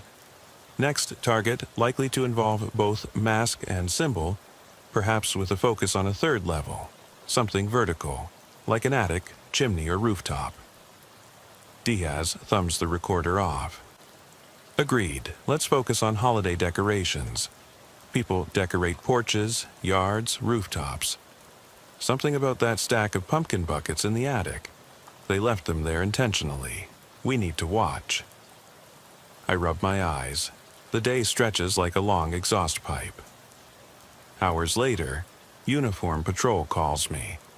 At 1415 Parkview Lane, a caller reports hearing pounding and muffled screaming in the attic. I grab my gear, flashlight, radio, pistol, and head out with Diaz in her cruiser. The house at Parkview is a faded Victorian with a wraparound porch, and already scene tape up. Neighbors gawk from sidewalks pointing. A young officer waves me over. Sergeant Carter, same story. Screams, scratching above, then silence. I nod, head toward the attic hatch in the dining room, same style as Crestview. It's been screwed shut again, but the screws are fresh. I grab the multi-tool, open it. Diaz shines her light. I climb the ladder into the dusty crawl space. Overhead, insulation clings like cobwebs. The beam lands on dozens of pumpkin buckets lining a wooden beam like sacrificial bowls. Each bucket has the carved symbol around its rim, and inside each sits a small crumpled Polaroid, scenes from earlier sites. I pocket one, heart thudding. I crawl forward. The beam skims across scratched words on the joist above. You came. My breath hitches. I spin, coming face to face with the masked silhouette, arms folded, that same rubber face cracked into a sinister grin. It tilts its head, body so still I think it's a statue. Its one visible eye hole peers at me. Just darkness. The attic hatch slams shut below us, cutting off escape. Diaz fires her taser. The silhouette doesn't flinch.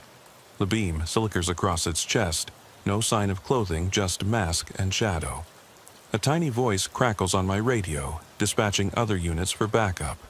The silhouette bends, plucks a pumpkin bucket from the beam, and hurls it at me.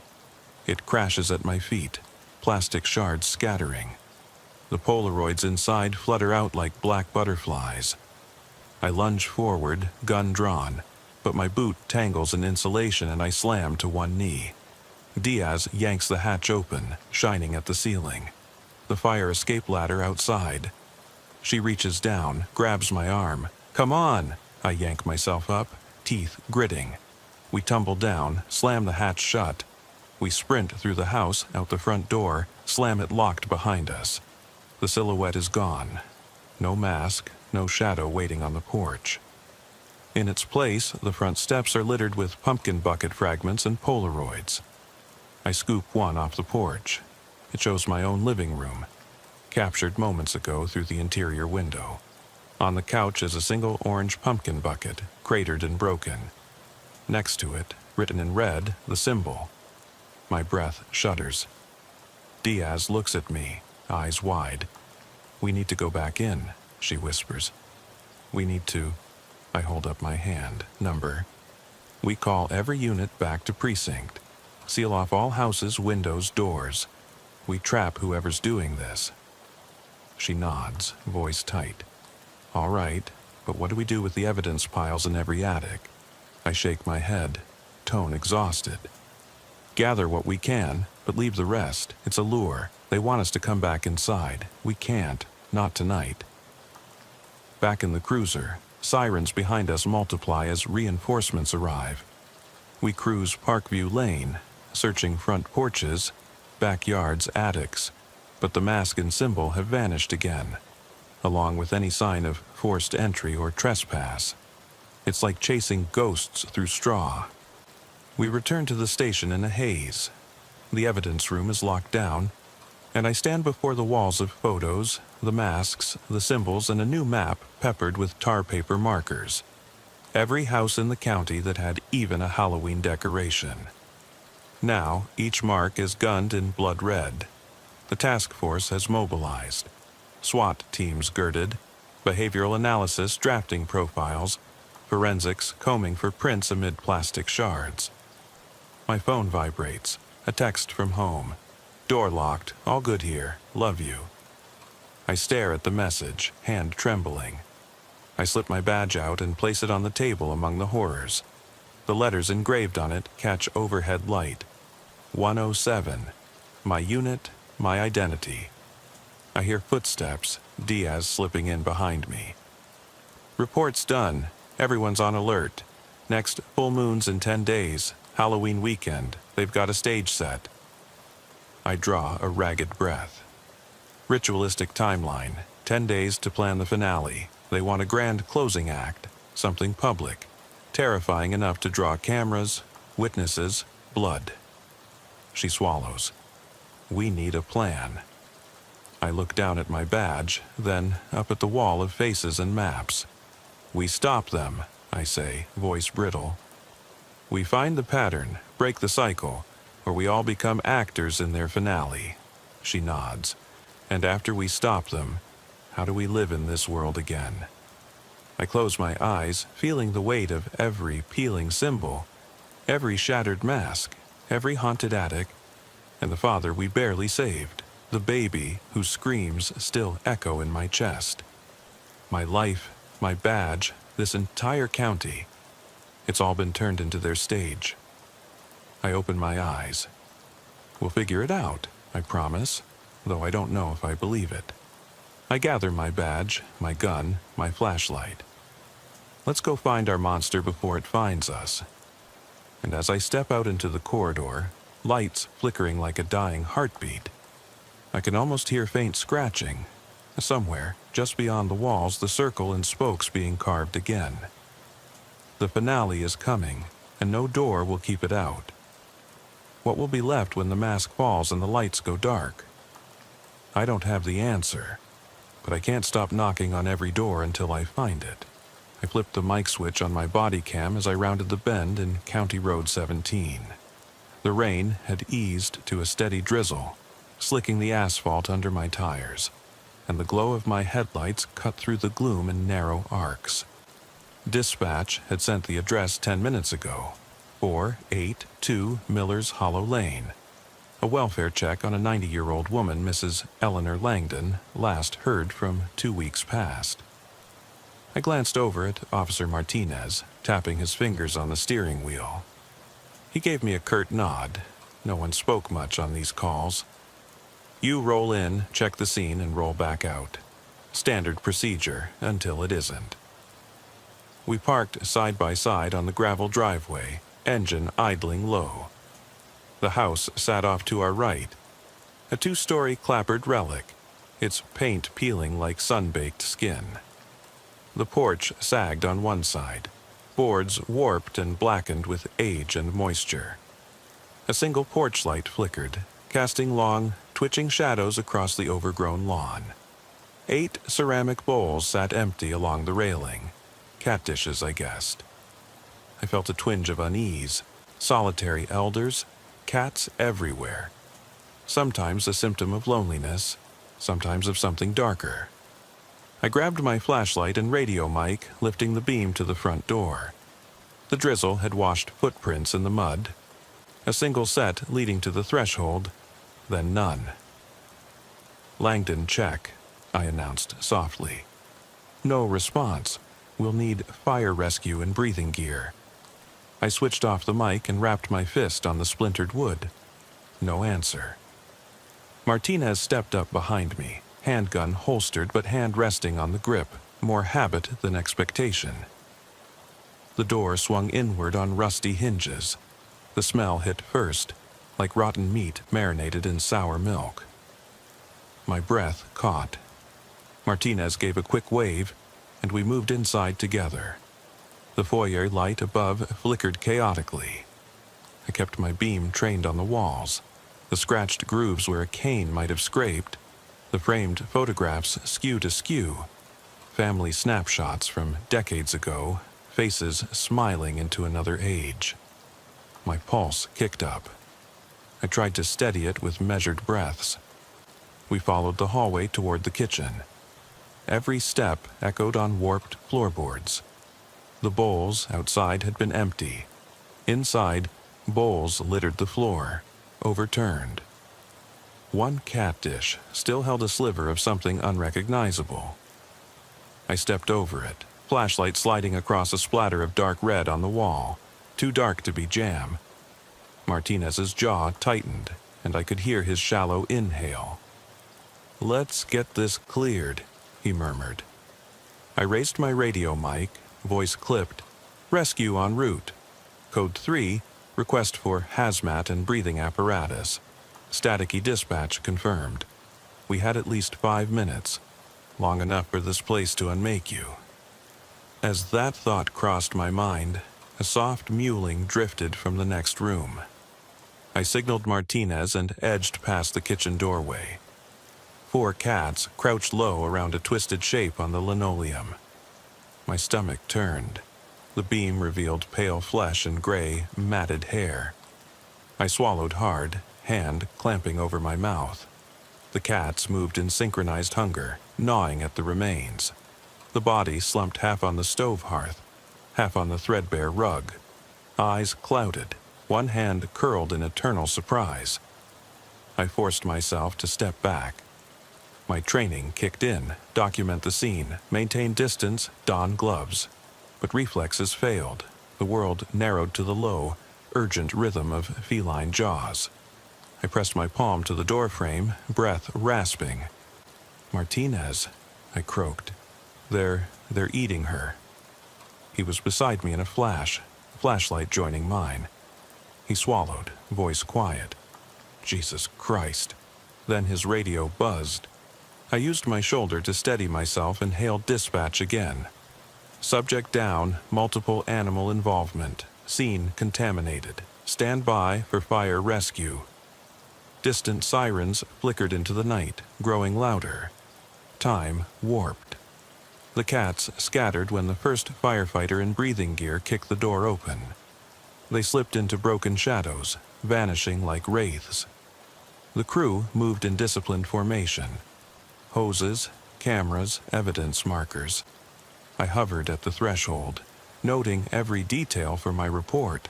The tiles cracked by force, the bowl overturned at 45 degrees, the handle of her mug still warm, but every fact blurred behind the imprint of her face. They hoisted her onto a stretcher, wrapping her in a sheet. I caught a glimpse of her eyes, opaque, fixed on some distant horizon.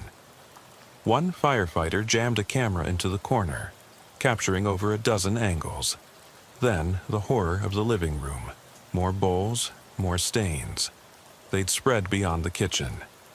I followed them, flashlight tracing arcs over shredded newspapers, a toppled rocking chair, and dozens of stray hairs caught in spiders' webs. When the last of her body was gone, we turned toward the front door. I stepped out onto the porch, air cold against my skin. The wooden boards creaked under my boots. The rain had... I flipped the mic switch on my body cam as I rounded the bend in County Road 17. The rain had eased to a steady drizzle, slicking the asphalt under my tires, and the glow of my headlights cut through the gloom in narrow arcs. Dispatch had sent the address 10 minutes ago, 482 Miller's Hollow Lane. A welfare check on a 90-year-old woman, Mrs. Eleanor Langdon, last heard from 2 weeks past. I glanced over at Officer Martinez, tapping his fingers on the steering wheel. He gave me a curt nod. No one spoke much on these calls. You roll in, check the scene, and roll back out. Standard procedure until it isn't. We parked side by side on the gravel driveway, engine idling low. The house sat off to our right, a 2-story clapboard relic, its paint peeling like sun-baked skin. The porch sagged on one side, boards warped and blackened with age and moisture. A single porch light flickered, casting long, twitching shadows across the overgrown lawn.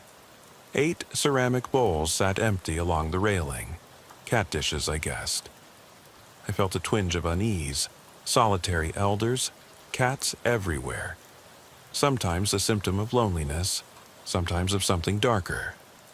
I grabbed my flashlight and radio mic, lifting the beam to the front door. The drizzle had washed footprints in the mud. A single set leading to the threshold, then none. Langdon check, I announced softly. No response. We'll need fire rescue and breathing gear. I switched off the mic and rapped my fist on the splintered wood. No answer. Martinez stepped up behind me, handgun holstered but hand resting on the grip, more habit than expectation. The door swung inward on rusty hinges. The smell hit first, like rotten meat marinated in sour milk. My breath caught. Martinez gave a quick wave, and we moved inside together. The foyer light above flickered chaotically. I kept my beam trained on the walls, the scratched grooves where a cane might have scraped, the framed photographs skewed askew, family snapshots from decades ago, faces smiling into another age. My pulse kicked up. I tried to steady it with measured breaths. We followed the hallway toward the kitchen. Every step echoed on warped floorboards. The bowls outside had been empty. Inside, bowls littered the floor, overturned. One cat dish still held a sliver of something unrecognizable. I stepped over it, flashlight sliding across a splatter of dark red on the wall, too dark to be jam. Martinez's jaw tightened, and I could hear his shallow inhale. "Let's get this cleared," he murmured. I raised my radio mic, voice clipped. "Rescue en route. Code 3, request for hazmat and breathing apparatus. Staticky dispatch confirmed." We had at least 5 minutes, long enough for this place to unmake you. As that thought crossed my mind, a soft mewling drifted from the next room. I signaled Martinez and edged past the kitchen doorway. 4 cats crouched low around a twisted shape on the linoleum. My stomach turned. The beam revealed pale flesh and gray, matted hair. I swallowed hard, hand clamping over my mouth. The cats moved in synchronized hunger, gnawing at the remains. The body slumped half on the stove hearth, half on the threadbare rug. Eyes clouded, one hand curled in eternal surprise. I forced myself to step back. My training kicked in, document the scene, maintain distance, don gloves. But reflexes failed.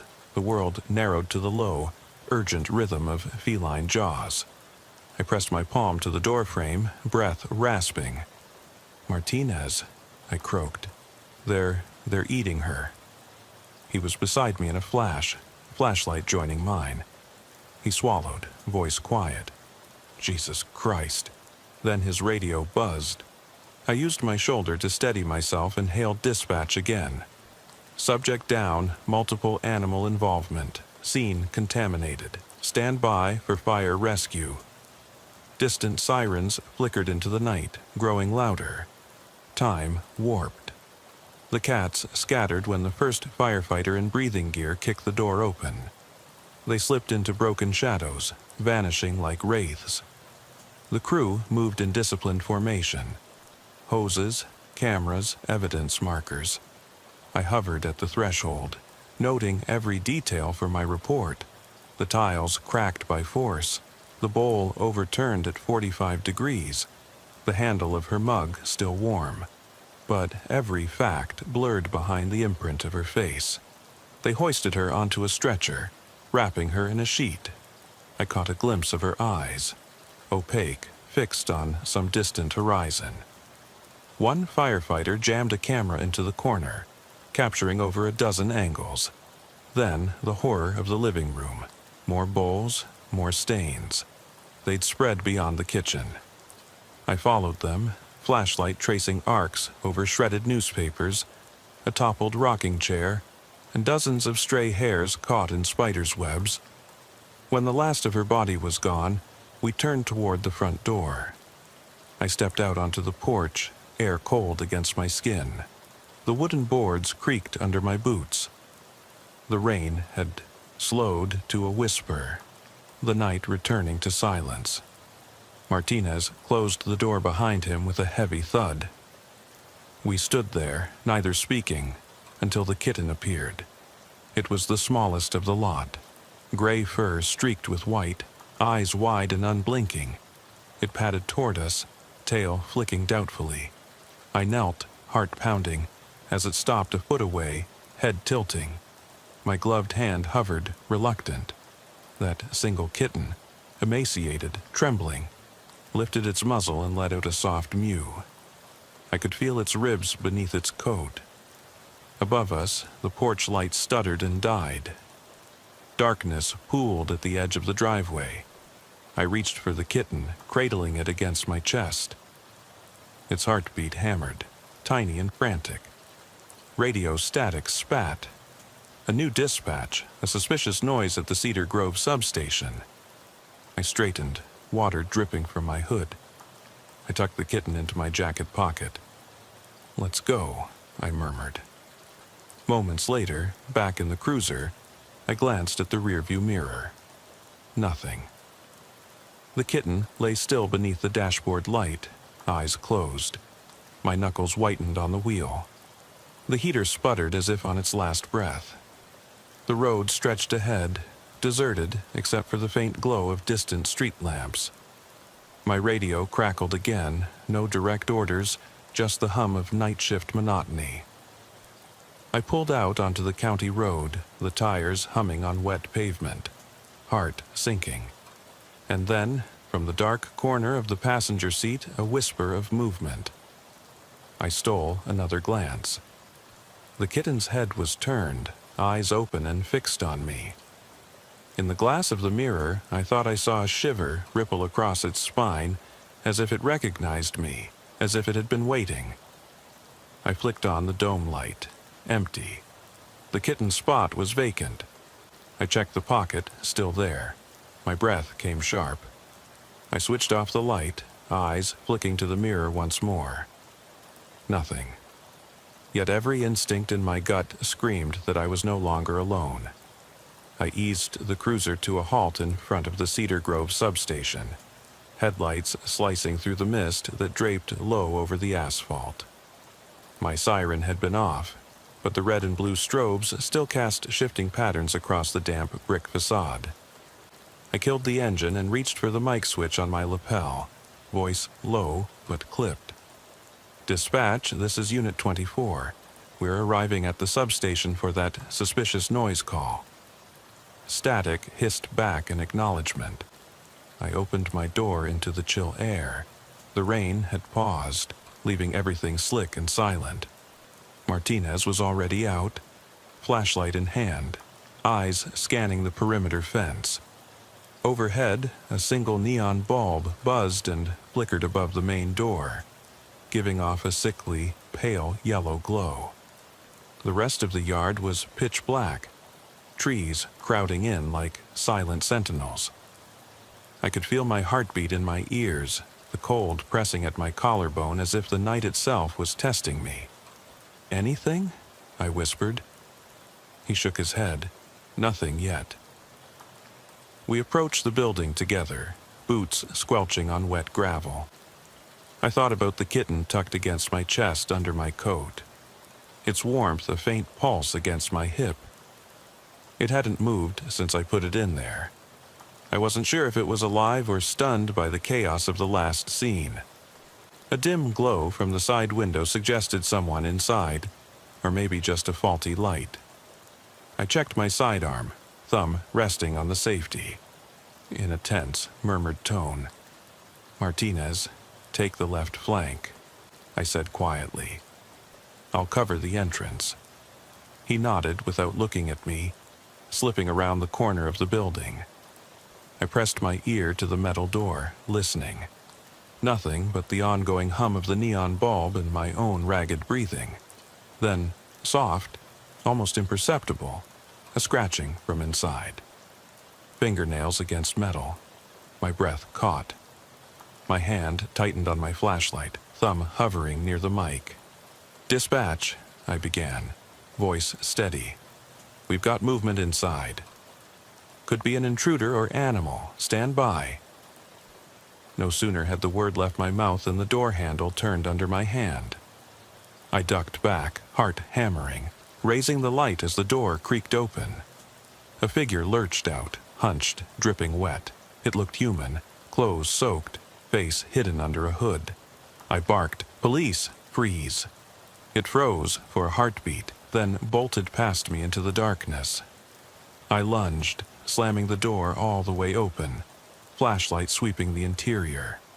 The substation lobby was small, linoleum floor stained with muddy footprints, bulletin boards on the walls plastered with missing person flyers, half torn and curling at the edges. A wrought iron partition separated the lobby from the back offices. The glass panels were smeared with water drips, distorting the fluorescent lights inside. "Martinez," I called. "I need backup. Suspect fleeing." He emerged from the shadows, gun drawn, surveying the area. We moved in unison, methodical, side by side down the narrow hallway that led deeper into the building. The scratching noise had stopped, replaced by a low humming, like electricity arcing. I passed the supply closet where animal control kept cages. The door was ajar, hinges clicking faintly. I paused, flashlight beam revealing loose fur caught on the latch. A cold knot formed in my stomach. "Could be the kitten," I said under my breath. Martinez shook his head. "Don't let it distract you." We rounded a corner into the main communications room. Banked desks held old dispatch consoles, headsets dangling onto keyboards, monitors cracked or dark. A single terminal glowed with life. The screen displayed a live feed from one of the security cameras outside. Rain whipped the lens as the camera swept the perimeter, catching flashes of white fur moving just beyond the fence. I froze. White fur. The kitten? Impossible. I inched closer to the monitor. The camera panned left. Two small shapes slipped past the fence line. One gray, one white. My pulse raced. What the hell? I muttered. A static crackle garbled over the console speakers. A voice, far away, almost childlike, whispered, "Let me in." I stumbled back, hand clamping over my mouth. Martinez slapped my shoulder. "What did you hear?" I shook my head, eyes locked on the ghostly shapes on the screen. Someone, or something, is out there. Before he could answer, a crashing sound echoed from the storage room behind us. We spun, flashlights converging on the half-open door. Something heavy dragged across the floor. My radio mic squealed as I pressed the button. "Officers down, possible perp inside." Martinez kicked the door open. I followed, weapon raised. Inside, rows of empty metal shelves lined the walls, paint chipping in the fluorescent glare. In the center of the room lay a service cart overturned. Contents spilled. Rusted tools, rolls of tape, cardboard boxes, and in the back corner, huddled, eyes reflecting our beams, was the gray and white kitten, fur matted, chest heaving. It let out a keening mew, sounding almost human in the echo. I holstered my gun, heart thundering with confusion. The kitten's tiny body pulsed with the same frantic energy I'd felt inside the house at Miller's Hollow. I stepped forward, hand extended. It didn't retreat. Instead, it crawled into my palm, curling against my glove. "Why the hell are you here?" I murmured. Martinez stood at the threshold. "Forget pursuit," he said. "We should secure the scene. Someone, or something, is using these buildings." I nodded, still staring at the kitten. On its white fur was a smear of something dark, like dried blood. I flicked on my headlamp and brushed at it. No reaction. "Secure the perimeter," I directed. "Call animal control." Then I marched toward the console to cut the live feed. The screen went black with a final hiss. My breath shook as I turned back. Martinez was already on the phone in the hallway, voice low. Moments later, the substation was buzzing with activity. Uniformed deputies, animal control officers, fire marshals in hazmat suits leaning in to inspect the scratch marks on the closet door, the overturned cart, the bullet holes drilled into the twinned locks on the supply closet. I stepped aside, pulling the kitten out of my jacket pocket and cradling it gently. Motioning Martinez over, I said softly, "Listen, there's something wrong here. That kitten, it wasn't just following me. It's been moving through every place I've been tonight." He frowned, eyes narrowing. "You think..." "What? That it's stalking you?" I shrugged, voice tight. "I don't know what to think, but look at this." I tilted my hand and pointed. At the base of its tail was a small wound, like a puncture, but no blood. Not a fresh wound, more like it was burned or etched, glowing faintly under the headlamp. Martinez leaned in, mouth open. That's not possible." I rubbed at my temple, mind racing. "Dispatch, this is Unit 24. We need a ride back to Miller's Hollow. We're calling this a priority run." By the time we piled back into the cruiser, the rain had resumed in earnest, beads on the windshield spattering under the wipers. The kitten was silent now, eyes closed as it curled against my chest again.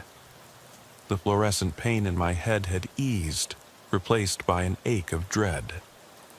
I pulled out onto the damp road, headlights carving arcs ahead, turning onto County Road 17, the same stretch I'd come down hours ago. My radio was dead silent, save for the static sighs between channels. "Martinez," I said, voice low and urgent. "Whatever this is, it's not over."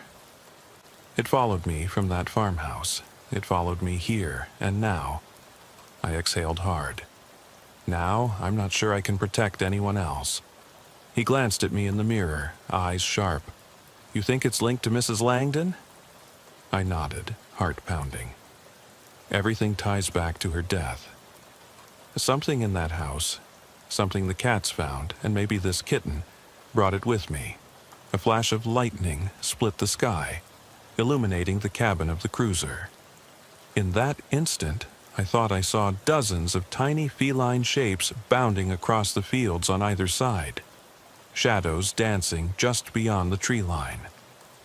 My headlamp flickered. The kitten stirred, lifting its head and letting out a low, mournful mew that echoed off the wet glass. Ahead, the faint outlines of Miller's Hollow Lane appeared, the glow of the farmhouse at the end barely visible through the downpour. My pulse hammered. I flicked on the mic. Dispatch, ETA 2 minutes. Prepare to secure a second scene. The kitten's eyes met mine, wide, ancient, somehow knowing. A single drop of rain slid across the windshield, blurring the world outside. And for a heartbeat, I wondered if any of this was real, or if I'd crossed a line into something I could never undo. I pressed the accelerator, tires spitting water, the roar of the engine merging with the kitten's soft whimper. The house loomed into view, windows shuttered, shadows shifting inside. In the silence that followed, I raised my flashlight, hand trembling. The kitten nestled in my palm, tail twitching. "Here we go," I whispered. And as we drew closer, its eyes glowed in the beam. 2 pale slits that reflected something hungry, something waiting. The cruiser's tires hissed to a stop on the slick gravel driveway as the farmhouse's dark silhouette loomed ahead. Rain lashed the windshield in a steady drumbeat, and my chest tightened at the familiar thrum of my own heartbeat. The kitten stirred in my jacket pocket, its tiny form pressing insistently against my hip. I killed the engine, cut the headlights, and for a moment, the cabin was swallowed by silence, broken only by the soft mew of the kitten and the distant rumble of thunder. I unzipped my coat just enough to cup its head in my gloved hand, feeling its rapid pulse. "You ready for this?" I whispered, more to steady my own nerves than to address the kitten. Its bright eyes glowed faintly, reflecting the dim halo of my flashlight. I slipped the beam across the driveway toward the front door. The same battered boards I'd kicked open hours ago, now darkened by rain and shadow. Beside me, Martinez clipped his flashlight to his vest and nodded. We moved in lockstep onto the porch, boots crunching on the warped wood. The air inside the house carried that same sickening sweetness, decay and damp, seeping through the frame. I raised my flashlight to the doorframe and took a slow breath. "On 3, I murmured. He braced the door. I counted down under my breath and rammed it inward. The door shuddered, then swung wide. Inside, the hallway was transformed. More bowls, more stains, shards of broken china scattered across the floor. The walls bore fresh scrapes, as though something had clawed its way out of the living room toward the kitchen. My beam caught the glossy tracks. Little prints too small for a human, yet too precise for mere animal paws. I swallowed, stomach twisting, and advanced. Martinez swept the beam side to side, but his face remained impassive, professional training overriding the obvious horror. We reached the living room but paused at the threshold. The long couch was overturned, cushions slashed open, stuffing strewn like clouds of cotton. The fireplace hearth was slick with a dark fluid, and in its center lay a single, burnt matchstick. I frowned. Matches had no business here. Whoever or whatever had been inside had tried to light something. A ritual, maybe? My grip tightened on my flashlight. "Check upstairs," I ordered softly. "See if there's any signs." Martinez angled a thumb toward the staircase. "Got it." he ascended, each step groaning beneath his weight. I lingered in the parlor, beam searching corners. That matchstick nagged at me. I knelt, eyeing it.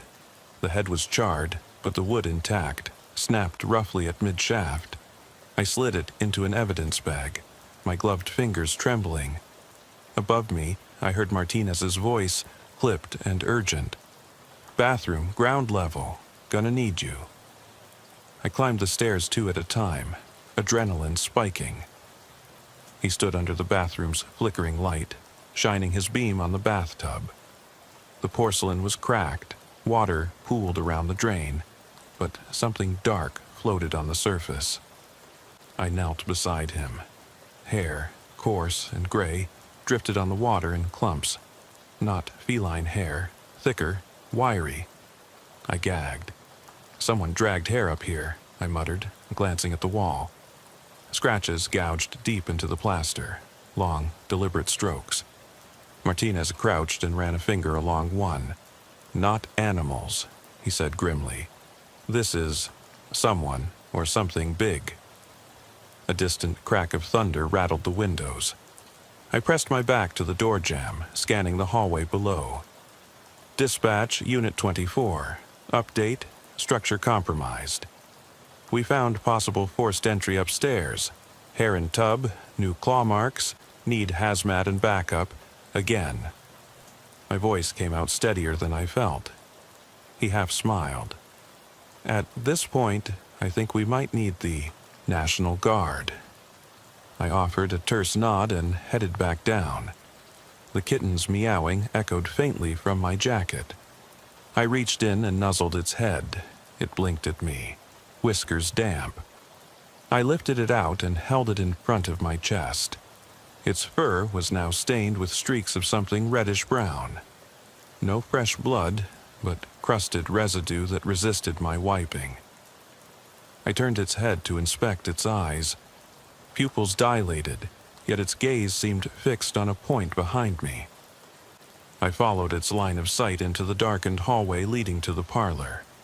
"Something moved," I said. Martinez pivoted. Before either of us could react, the front door slammed shut with a deafening crack, echoing through the house like a gunshot. My flashlight beam jerked toward it. Rainwater spattered into the foyer from the broken threshold. Martinez sprinted for the door. I dashed to intercept him. He yanked at the knob. It held fast. "We're locked in," he growled. I kicked at the door, once.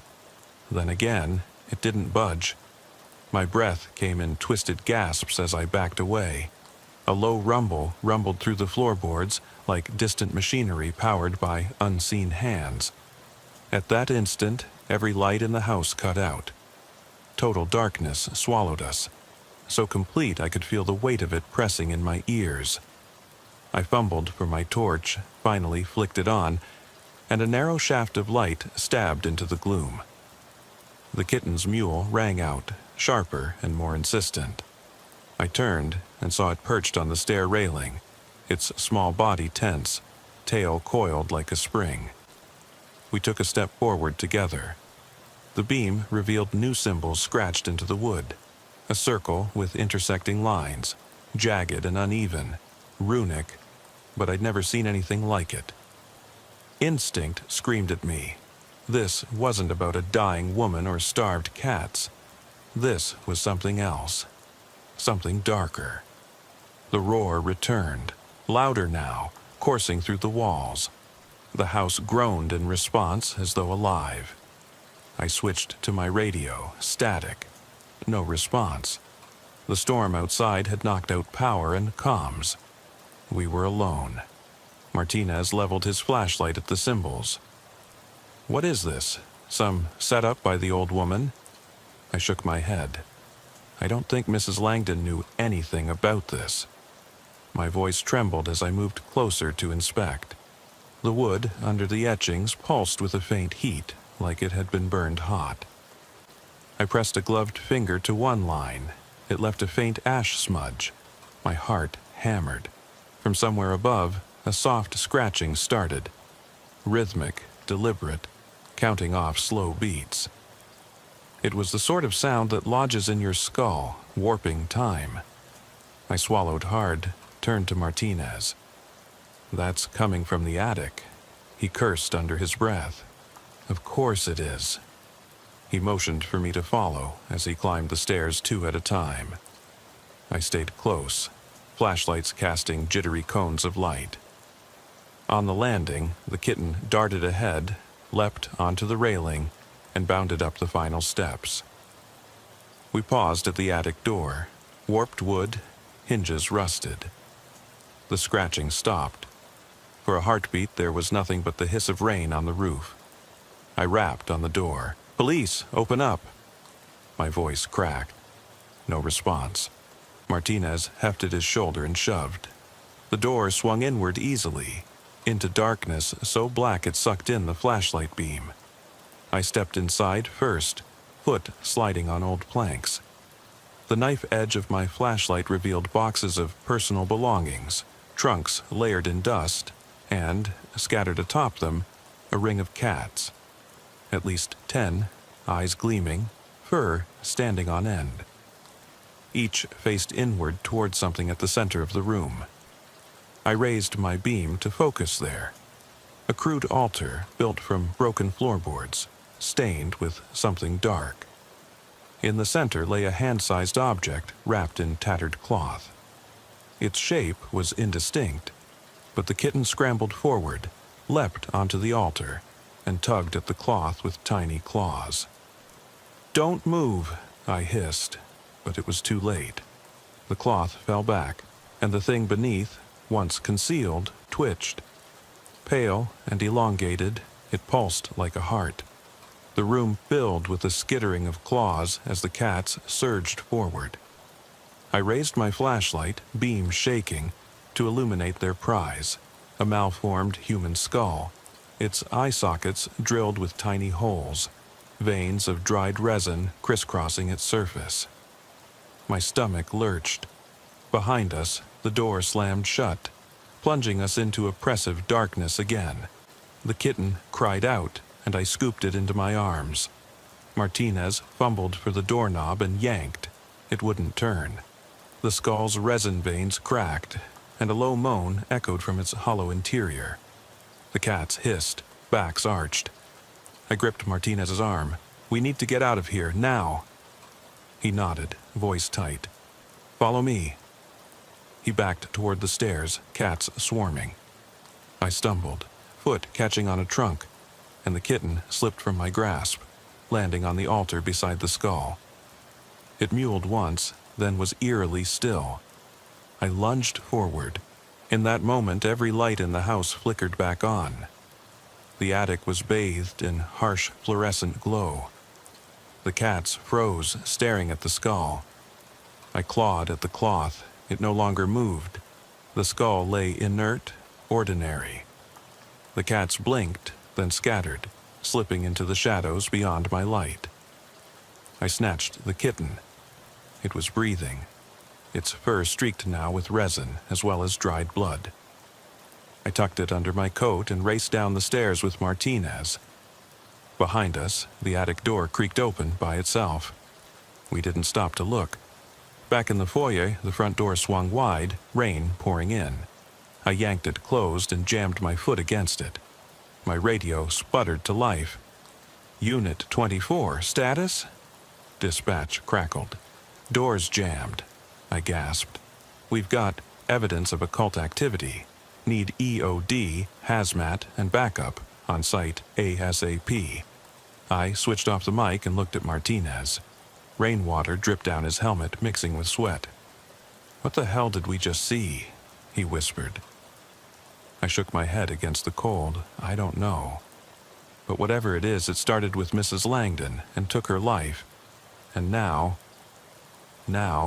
it's come after us. I tightened my grip on the kitten, feeling its heart racing against my ribs. The walls around us felt as though they were closing in, the house itself a predator. We were trapped in its jaws, with no clear escape, and something else was waiting, listening in the dark. I pressed my shoulder into the front door one last time before resigning myself to finding another way out. The lock held fast. 3 deadbolts, each engaged. Martinez and I exchanged a grim look. Somewhere above us, the attic door creaked open, then shut again, as though whatever had been hiding up there was now free to roam. I holstered my flashlight and switched on my body cam mic. Dispatch Unit 24. We're still inside the Langdon residence. No exit through the front. Please advise. My own voice sounded hollow in the tight hallway. The kitten in my jacket pocket let out a faint, urgent mew, a sound that reminded me how small and helpless it was. The radio crackled. Unit 24, standby. ETA rescue team, 5 minutes. Then it cut out under another burst of static. 5 minutes was too long. I glanced at Martinez. We need to find another exit. Windows, back door, anything. He nodded. Flashlight trained on the hallway. Together, we scanned the walls. Family portraits askew. Journals piled on a small table near the stairs. The tattered wedding portrait of Mrs. Langdon and her husband dated 1962. I crouched and flipped open the journal, the pages damp and smeared. The entries began innocently enough. A note about feeding the cats, a complaint about the flickering porch light, but soon devolved into unfocused ramblings. They come at night, their whisper is in the walls. Underneath, a hastily drawn symbol, the same circle with intersecting lines we'd seen in the attic, was scrawled over and over. My heart clenched. The old woman had known. She'd documented what lived in her house. She hadn't been insane. She'd been trying to warn whoever came knocking. Upstairs, a soft tapping began. Neck cracking slow, measured. 1 tap, pause, 2 taps, pause, 3. It echoed through the floorboards. Martinez aimed his flashlight upward. That came from the ceiling. He lifted his boot and kicked at the base of the stairs. The wood groaned but held. We're locked in tighter than a safe. I swallowed hard, edging past the journal. The hallway branched to the left into what had been the living room. I raised my beam into the gloom. Scattered furniture, toppled bookshelves, thick curtains swaying, though no breeze stirred them. My boot nudged something soft, an overturned satchel. I knelt and rummaged through it. Inside, Mrs. Langdon's prescription bottles, a pair of rusted keys on a ring, and a folded note. Pulling it free, I read by flashlight glow, "If you find this, leave now. Close every door. Do not let them in. They follow the youngest. Don't trust the kitten." My breath hitched. The kitten slipped from my coat at that moment, landing silently and padding toward me. I bent to scoop it up, and its eyes met mine. Pupils so large they swallowed the amber of its irises. A low purr rumbled in its throat, too deep, too resonant for something so small. I froze. Then, from somewhere behind the living room wall, a voice whispered, "He's here." I jerked upright. Martinez spun, gun drawn. What the hell was that? The whisper came again, this time louder, more distinct. "He's here with you." It seemed to emanate from the kitten itself. My stomach roiled as the kitten arched its back, fur bristling. I blinked, and it transformed. Its body elongated, eyes draining of warmth, ears shifting into curves like horns. I could feel its tiny claws pressing into my glove, too sharp, too purposeful. The kitten looked up at me, head tilting as if amused. I staggered backward. "Martinez!" My voice cracked. "It's not—" He stepped forward and grabbed my arm. "Don't touch it." He swung his flashlight beam onto the kitten. The beam wavered as if meeting resistance, the light bending unnaturally around it. The kitten's form shimmered, once, twice, and then solidified back into a normal cat. I stared, voice barely a whisper. "Did you see?" He nodded, eyes wide. Yeah. I saw another whisper, this time from the stairwell behind us. Why did you bring him? We spun toward the stairs, hearts pounding. The kitten bolted from my arms and dashed into the kitchen doorway. I chased after it, flashlight bobbing wildly, but at the threshold I stopped. The kitchen was empty, save for the overturned bowls and the splatter on the wall. Yet, from the pantry, a soft, skittering sound emerged. Martinez trained his beam on the pantry door. The scratching grew louder, sharper, like nails on dry wood. "Open it," I ordered, voice shaking. He frowned. "You go first. You heard the note. We close doors, we don't let them in." My tone was colder than I felt. He recognized the seriousness and pressed my hand onto the pantry handle. I eased it open. The beam swept across hanging jars, packets of cat food, then settled on the far corner where a trapdoor lay, flushing with the tiles. A small rope looped through a hole in the lid, the hatch to the cellar. I crouched, finger on the loop. "Cellar entrance," I breathed. "That has to be our way out." Martinez knelt beside me. "Going down there seems preferable to waiting for rescue," I snapped. I hooked the rope and lifted. The trapdoor creaked, revealing steep stairs descending into black nothingness. An acrid stench, dust and mold, and something faintly metallic wafted upward.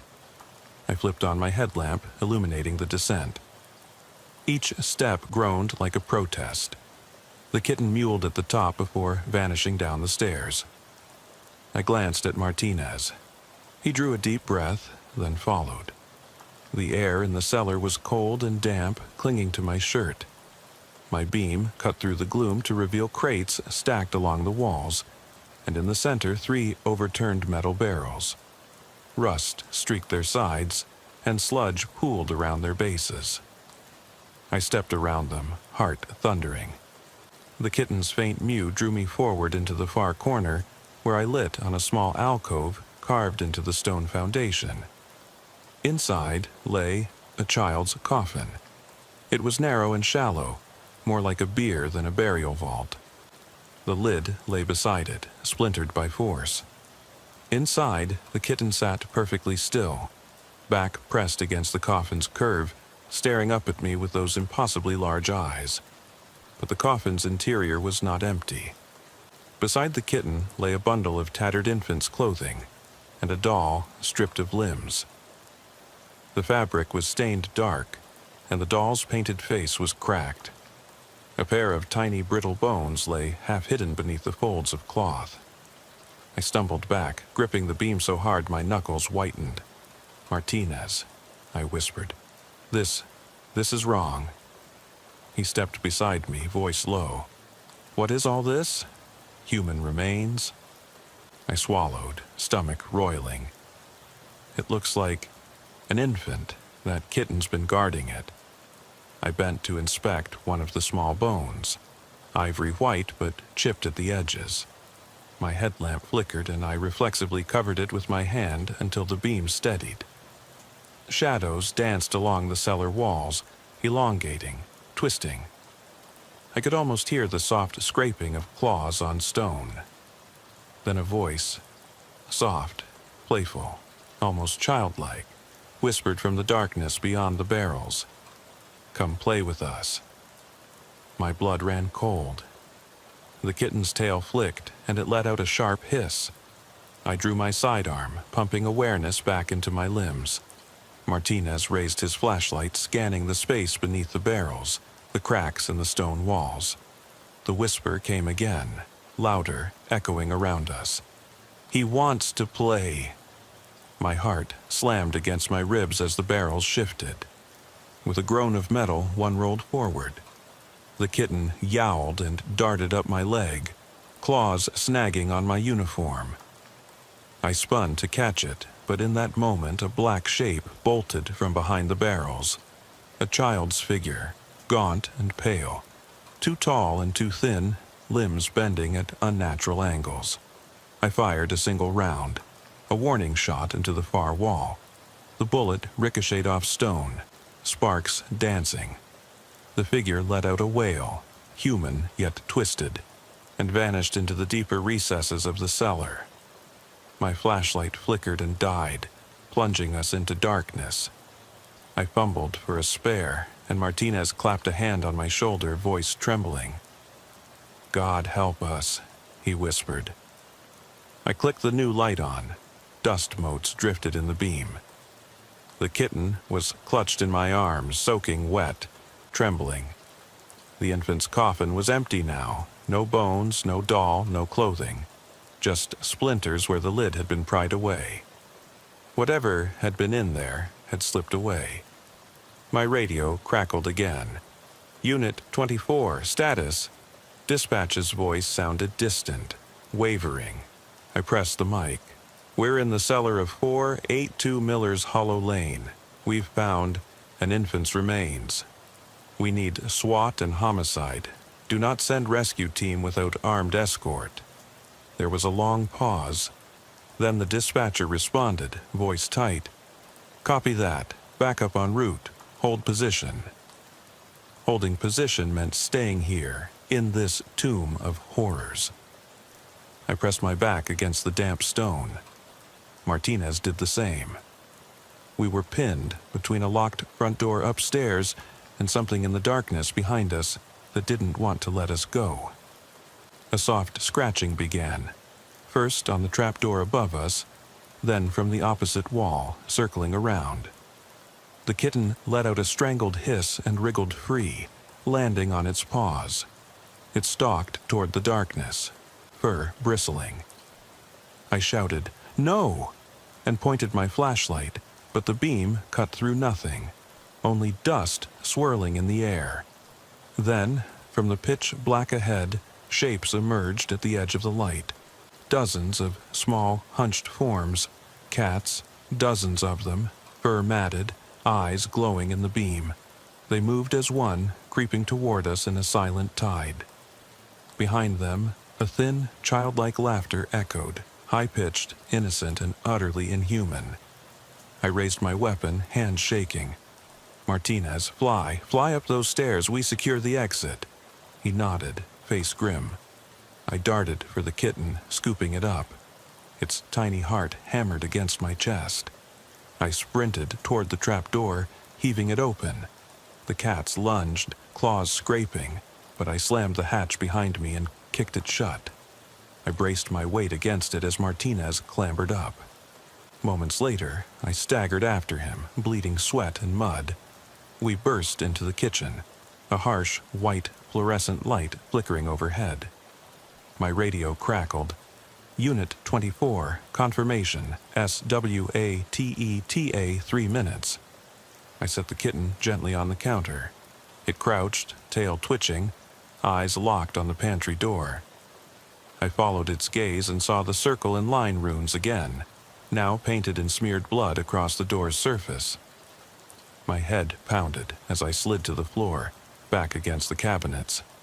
This thing started with Mrs. Langdon's death, I rasped, and it's feeding, growing stronger every time we're here. Martinez knelt beside me, wiping sweat from his brow. "We hold here until backup arrives, then we get the hell out." I nodded, pulling my radio close. The kitten let out a low purr, too deep, too resonant. I met its gaze. In its reflection, I saw the dark shapes of those cats, the child's coffin, the whispering voices, an endless cycle of hunger and terror. And I realized this house wasn't just possessed. It was alive. I felt the first deafening blast of breaching charges before I saw the flash of light through the kitchen window. The shutters exploded inward, shards of wood spraying like shrapnel.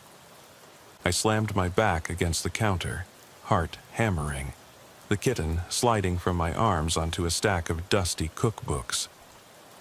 Martinez dove for cover behind the refrigerator as a squad of SWAT officers in full gear flooded in, weapons raised, flashbangs cracking overhead. "Police! Secure the perimeter!" I yelled, voice raw. My ears rang, and for a moment I couldn't see. Only the halo of white light and the blur of armored figures. My throat burned, lungs spasmed, and I clamped a hand over my mouth to stem the cough that threatened to burst free. When the light faded, silhouettes stood at every doorway, flashlights carving arcs across the room. One of the SWAT sergeants, a tall woman with a stern face, strode over. "Lieutenant Garvey?" she asked, voice urgent. "We got your call. Where's the suspect?" "There's no suspect," I panted. "There's something inside this house." I raked a hand through my hair, glancing at Martinez. "And we need to get out. Now." The sergeant's eyes flicked to the kitten perched on the counter, its small body poised, tail twitching like a metronome. In the strobing light of the entryway, its eyes glowed a feral amber. She raised a gloved hand but hesitated. "Is that a cat?" "That kitten," I said, voice urgent, "is the key. Whatever's happening here, it started with that house full of cats." I pointed back toward the hallway where the runic blood symbols smeared the pantry door. "It's alive. It's using them." Behind us, another officer secured the front door, 2 more braces on each deadbolt, and shoved it open. Rain hissed in as water streamed across the floorboards. The lodge light above flickered mercurially as they set up stanchions to hold it open, forming a makeshift exit corridor. "Grab the evidence bags," Martinez said, yanking another flashlight from his vest. "And get that journal. We need proof for investigators." He hustled toward the small table where Mrs. Langdon's journal lay, pages soaked but still intact. I joined him, scooping it up and tucking it into an evidence tote.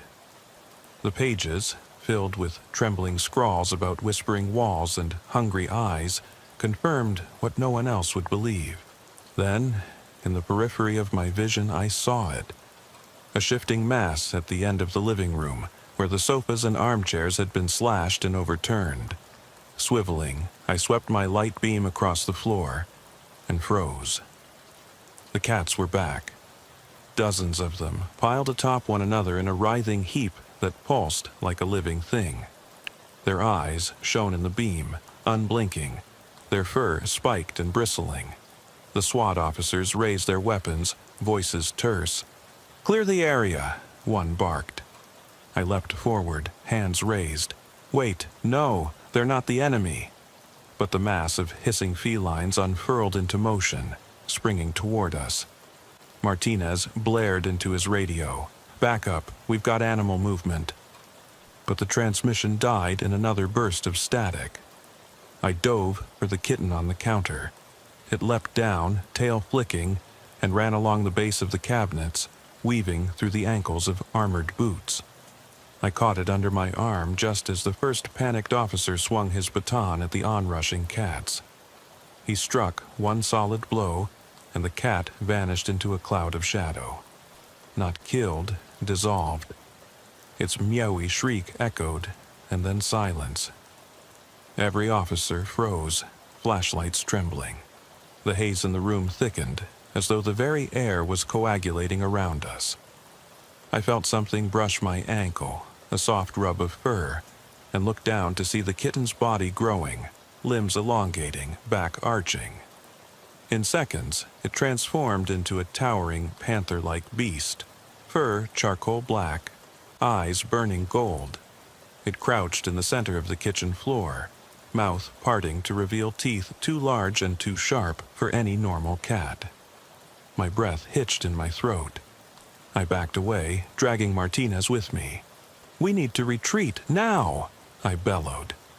The SWAT sergeant grabbed my arm, glancing at the creature, and then at me. "You said it was the key. You knew this would happen?" she demanded.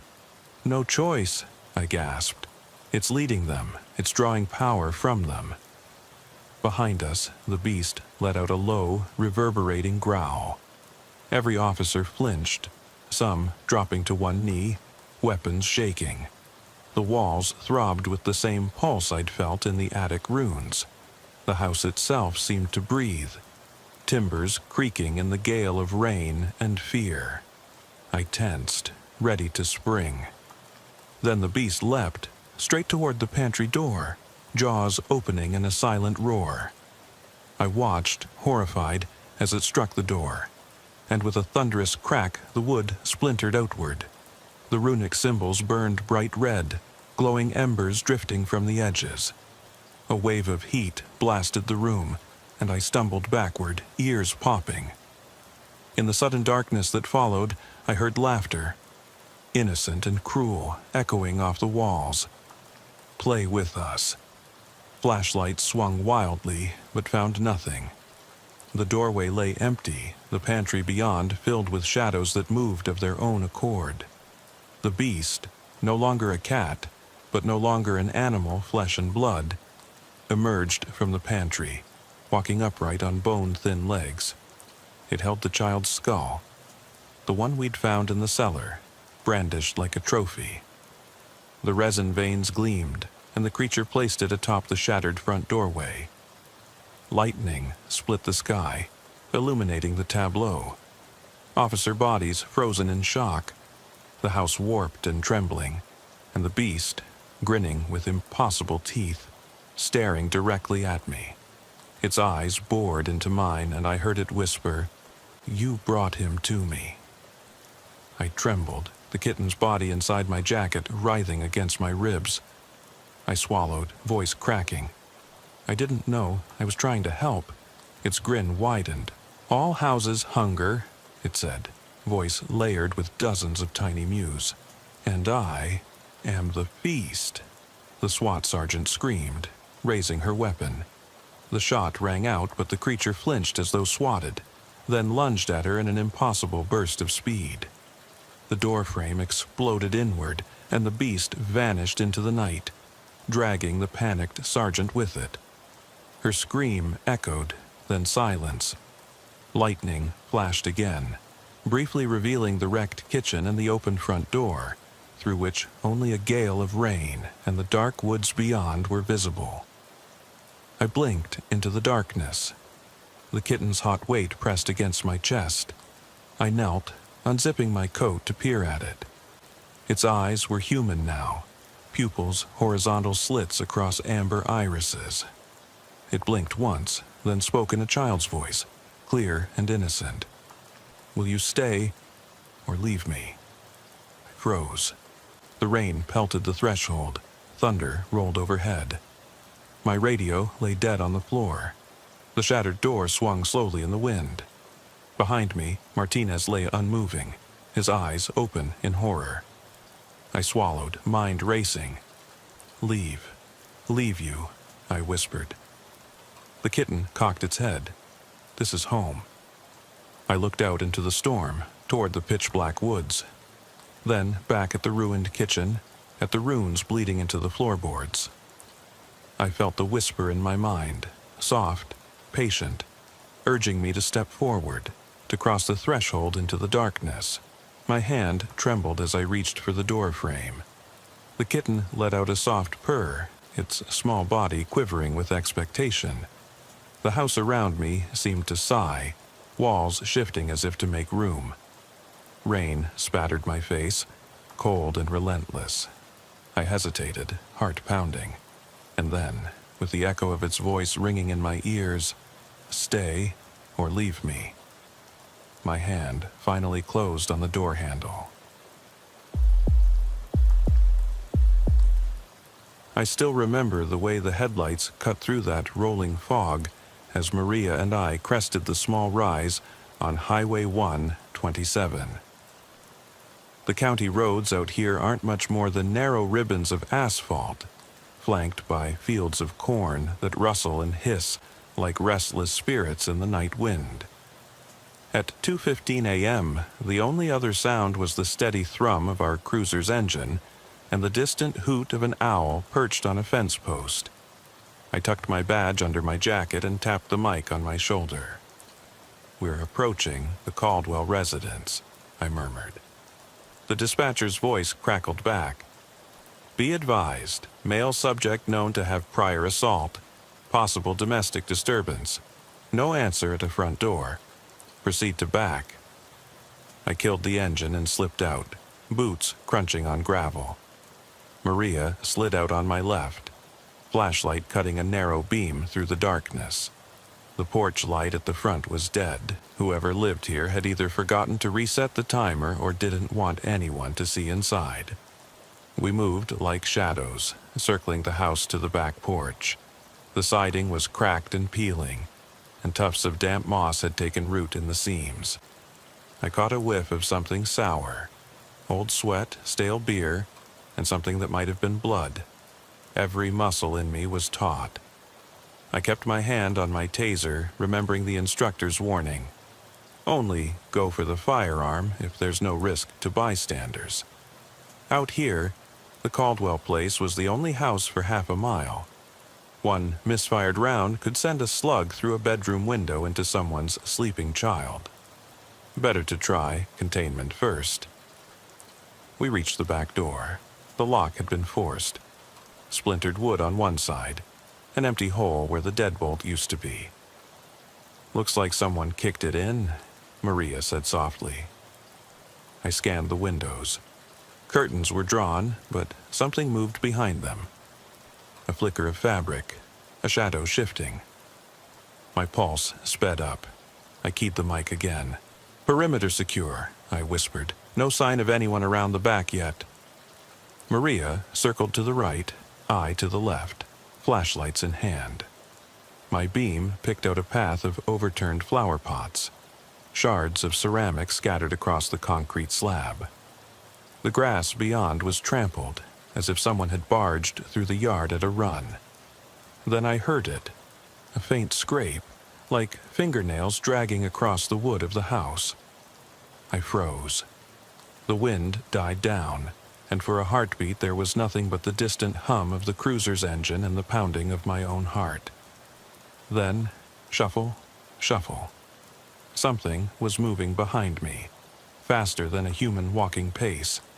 I spun, flashlight sweeping the ground first, then rising. And there he was, Henry Caldwell, 7 feet tall, broad shoulders that strained against the fabric of his t-shirt, face half swollen and contorted from a broken jaw. In his hand, a long-handled shovel glinted as the beam caught it. His growl echoed against the side of the house, low, animalistic. "No one move," I shouted, voice louder than I'd meant. Maria's light swung toward us. Henry lunged, hips diving forward in a terrifying display of speed and strength. I barely had time to step back before the metal blade whistled past my ear, carving a groove in the siding where I'd stood. There was no room to draw my weapon without risking a ricochet. All I could do was run. I turned on my heel and sprinted toward the side gate, shovel swings thudding against wood behind me. Maria's voice rose in a shout, something about deploying OC. I vaulted the waist-high gate, landing hard on my side, rolling once to absorb the impact. Pain flared in my ribs, but I forced myself up. Henry came crashing around the corner, eyes wild. He swung again, the shovel catching the gatepost as he hurtled forward, snapping it loose. Maria stepped into view, pepper spray trained on his face. "Stop!" she cried, fingers squeezing the canister. A cloud of chemical fire exploded around him. He froze, then staggered back, hands clawing at his eyes.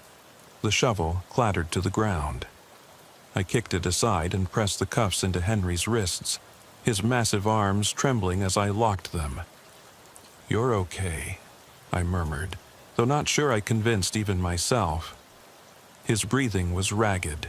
Each inhale sounded like a struggle. Maria knelt by his side. "He's blind," she said, voice calm. "Stand clear." Henry collapsed onto his knees, face pressed to the concrete. His sweat-slick forehead glowed in the flashlight beam.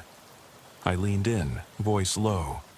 "Henry Caldwell, you're under arrest for domestic assault." His head lolled, throat working as if he wanted to speak but couldn't. She shone her light across his features. One side of his face was slack, jaw hanging crooked, cheek swollen from where his wife had struck him. Carla had told dispatch she'd hit him with a garden trowel after he forced their son to drink whiskey. When I'd arrived, I didn't know the why. Now I did, and it chilled me. We guided him to his feet and half dragged, half supported him toward the cruiser. He was like a wounded bear, groggy, disoriented, dangerous. As we shoved him into the back seat, I noticed the way he kept turning his head, listening, straining, like he was trying to make sense of a world gone silent in one ear. I climbed into the driver's seat, heart still pounding. Maria threw the shovel and the shattered gatepost into the bed of our truck. She slid in beside me and locked the doors. I clicked the mic. "Dispatch, we've got him in custody. 2 officers secure. Suspect DAMV. Transport beginning to Greene County Hospital." The engine roared as we pulled away. Behind us, the Caldwell farmhouse receded into the fog. I glanced in the rearview mirror at Henry's profile, hunched, staring out into the night, eyes glassy. I wondered what went through his mind in those seconds between consciousness and pepper spray.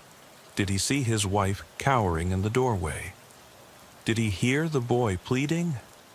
Or was he only aware of a kind of darkness that blocked out everything but rage? At the hospital, the triage nurse hustled us back to an exam room. Henry's cuffed hands rested on the metal table, wrists bruised but defiant. "He'll need his jaw set," the nurse said, checking vitals. "But there's something else. His pupils are uneven and his reflexes are off." "Possible concussion?" Maria asked. "Something more." The nurse's brow furrowed. "We need a CT scan now." I stepped outside into the sterile hallway. The fluorescent lights hummed overhead.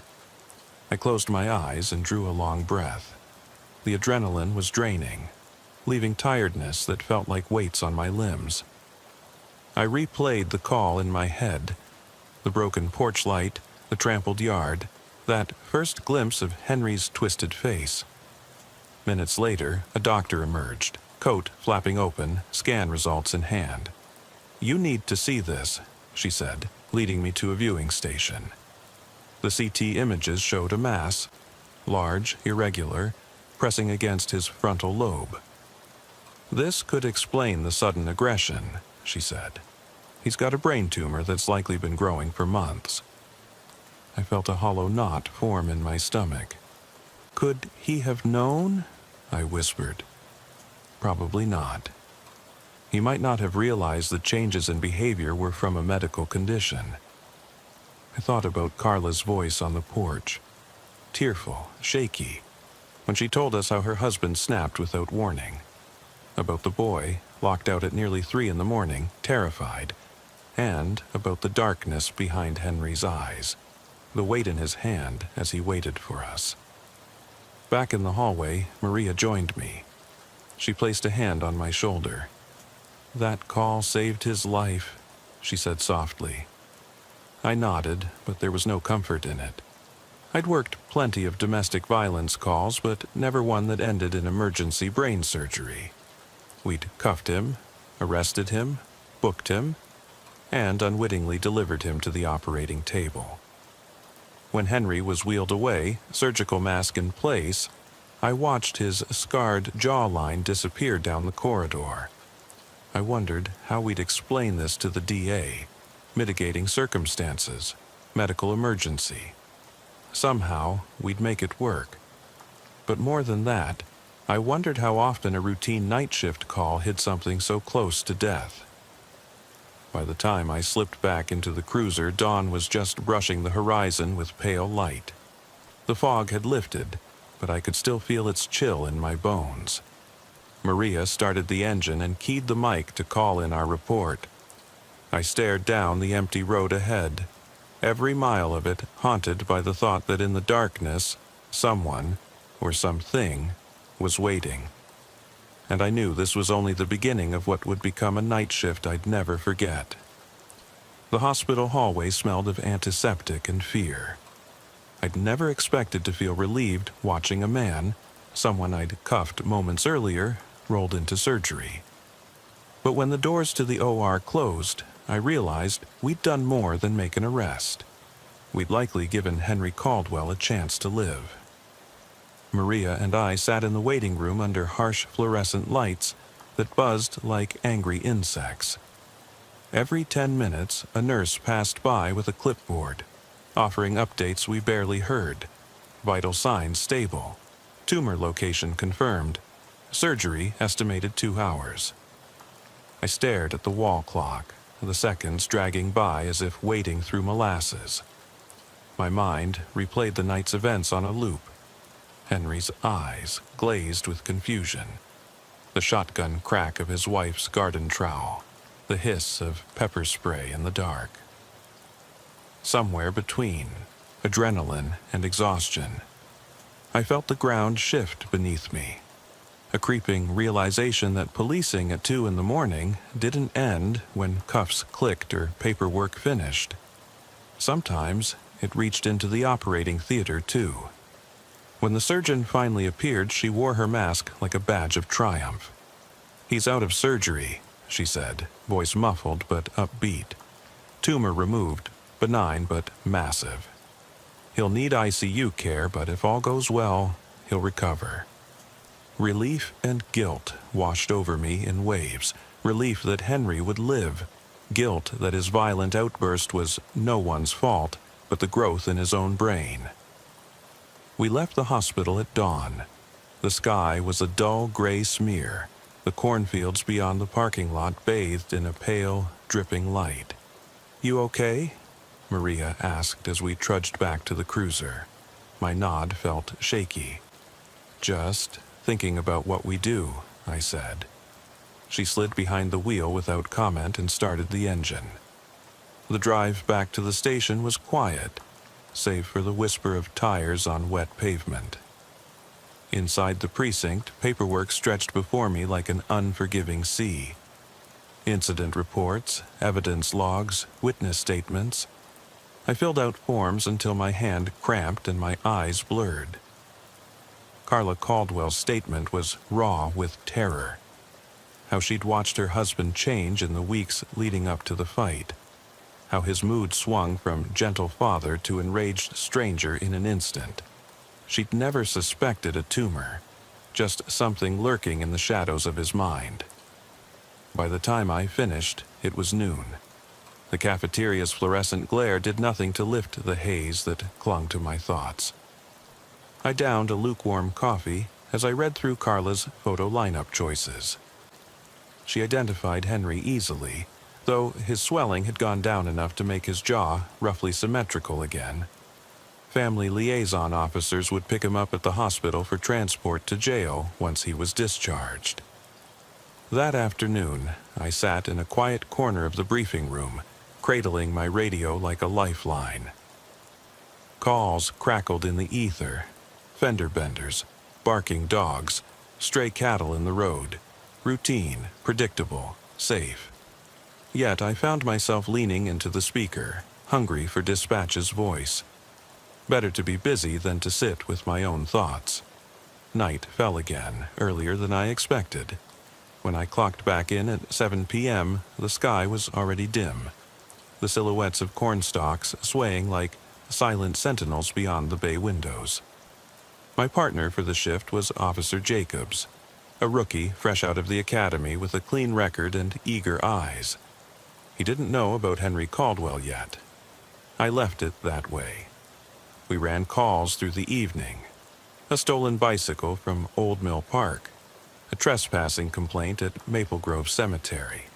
A tree branch down on Elm Street. Jacobs's flashlight beam danced across graffiti-scrawled walls as we checked for squatters. A barking German shepherd behind a chain-link fence snarled at us, teeth bared. I placed a gloved hand on the animal's collar and spoke softly until its hackles settled. Somewhere after midnight, dispatch sent us out on a welfare check. An elderly man, Mr. Landon, hadn't answered his phone in days, and neighbors complained of strange noises at his trailer on County Road 52. Jacobs looked uneasy. "Just to check in," I said, locking my harness. "We'll keep it quick." The trailer sat crooked on a patch of gravel, radio static echoing off its metal walls. The front door was ajar. I nudged it open with my boot. Inside, the air reeked of mildew and ammonia. The living room light flickered, casting shadows that slithered across peeling wallpaper. An old armchair faced a dusty TV, static crackling on the screen. I called out, "Mr. Landon, it's Officer Matthews with the Greene County Sheriff's Office. Are you all right?" Silence. Then, a shuffle from the bedroom. Jacobs and I exchanged a glance and moved in together, weapons drawn but unelevated. The hallway was narrow. I could feel Jacob's breath behind me, steady but tense. The bedroom door stood open. In the pale glow of its single bulb, I saw him. Mr. Landon, slumped on a tattered mattress, eyes wide with terror. Beside him, scrawled in what looked like blood, words on the wall. "They watch at night." Jacobs's radio chirped and cut out. The hallway lights flickered, and for a second, the room felt alive with something else. A presence just beyond the beam of my flashlight. I swallowed, telling myself it was an electrical fault or a prankster's stunt. Visiting Mr. Landon was one thing. Encountering a message in blood was another. I approached the wall, tracing the letters with my gloved fingertip. The texture was sticky. Jacobs edged forward. "We need backup," I whispered, radioing dispatch. Then I heard the floorboards creak behind me. Slow. Deliberate. I spun, flashlight beam slicing through the gloom. Nothing moved, but the hairs on my arm prickled. The bedroom door slammed shut. The TV in the living room sputtered on, flickering through, static until it landed on a black and white image, a grainy feed of the trailer's interior. The camera angle was odd, slightly above eye level, as if footage from a security camera perched on the ceiling. I'd never installed one. Neither had Mr. Landon. "Get out," I muttered. Jacobs yanked at the doorknob, but it held fast. The windows rattled, though the night outside was still. A soft tapping began, wood against glass, in the window to my right. I shone the light there, and my heart froze. Outside, a figure crouched low, face obscured by shadow. It didn't move, it just watched. "Get the door," I hissed. Jacobs kicked it, once, twice, until the frame cracked. We burst into the hallway, weapons raised, light sweeping. Empty. The message scrawled in blood was gone, wiped clean as if never there. The TV blinked off. The trailer was silent, save for the distant hum of traffic on County Road 52. Backup arrived moments later. Deputies swarmed the property, searching the yard. No sign of anyone outside except a single footprint in the mud. Huge, too big for Mr. Landon, too human-looking to be a deer. I stared at it, feeling that familiar knot of dread tighten in my chest. When the lead deputy advised me to take some time off, to process, my mind was already racing toward tomorrow's shift. Because out here in rural Kentucky night shifts, darkness held secrets.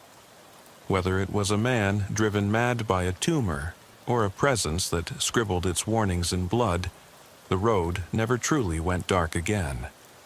And I knew that come midnight I'd be back behind the wheel, searching for the next call where normal became impossible. The pre-dawn hours passed in a haze of half-sleep and sudden wakings. I'd dragged myself back to my apartment after that call at Mr. Landon's trailer, but exhaustion didn't mean rest.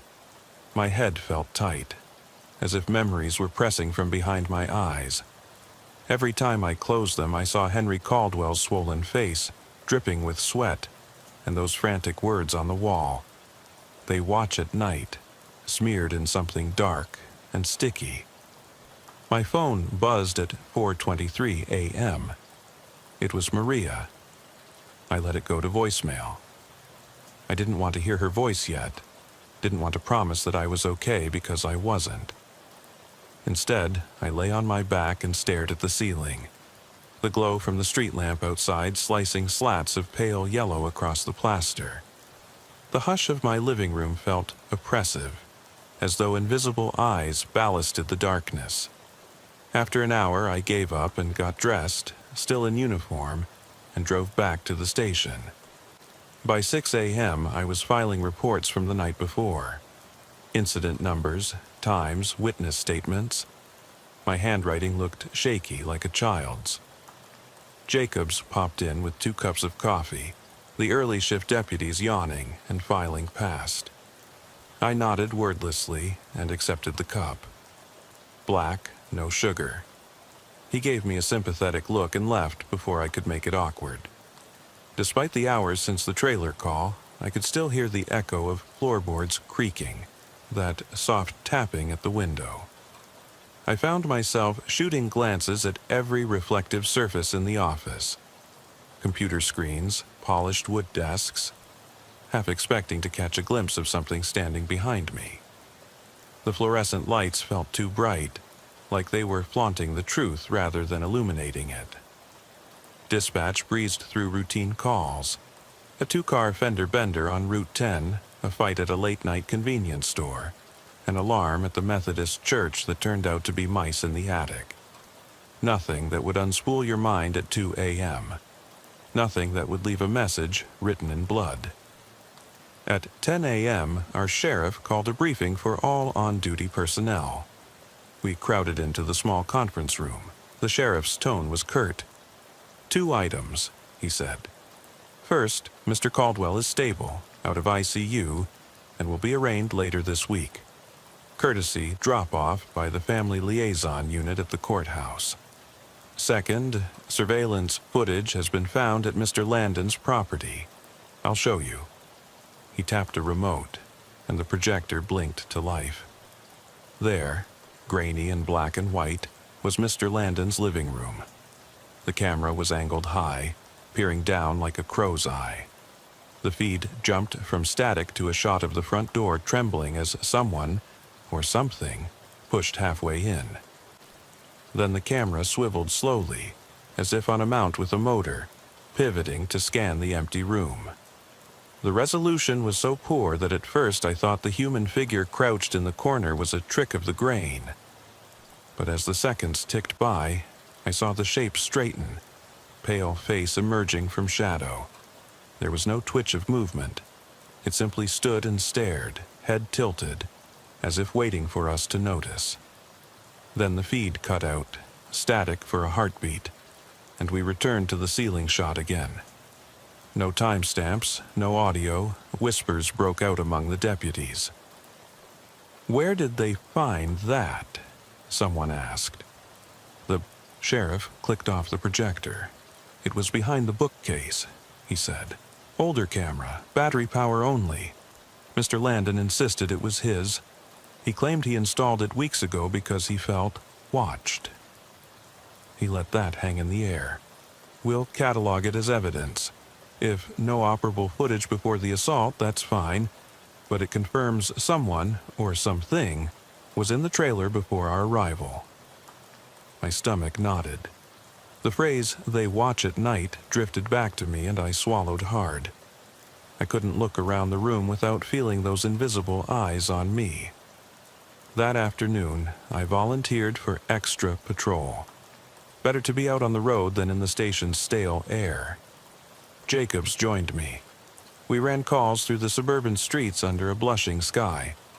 Kids waiting for the school bus, bleary from yawning in their pajamas. A jogger pacing the sidewalk with headphones in, oblivious. Nothing to suggest a lurking watcher. Around 3 p.m., we got a call about a disturbance at a convenience store on Oak Avenue.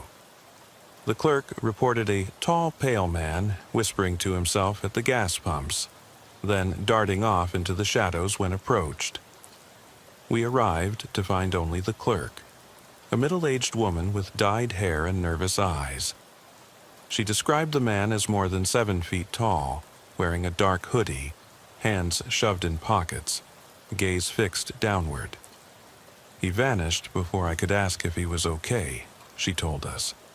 Felt off. No footprints in the gravel, no gas siphoning evidence, just a sense of wrongness. We canvassed the area, turned up nothing. Jacobs shrugged it off as a homeless guy picking up empty bottles. I didn't argue, but I felt the hair on my neck rise whenever I glanced at the gray building, waiting for the man with the hoodie to step out of the dusk. Back at the station, I found an email from dispatch. Unidentified flying object reported over County Road 127. No further details. Underneath was a news link. Blurry images of a saucer-shaped light hovering over fields at midnight, witnessed by a farmer who insisted it watched him as he slept. I closed the tab. Enough weirdness for 1 week. That night, I patrolled Highway 127 again. Moonless sky, wet pavement reflecting our headlights like silver ribbons. The Caldwell farmhouse came into view, still boarded up where the door had been battered. I slowed the cruiser, feeling the weight of 2 nights' events bearing down on me. Maria sat beside me, silent, her flashlight braced in her lap like a talisman. We edged past the house.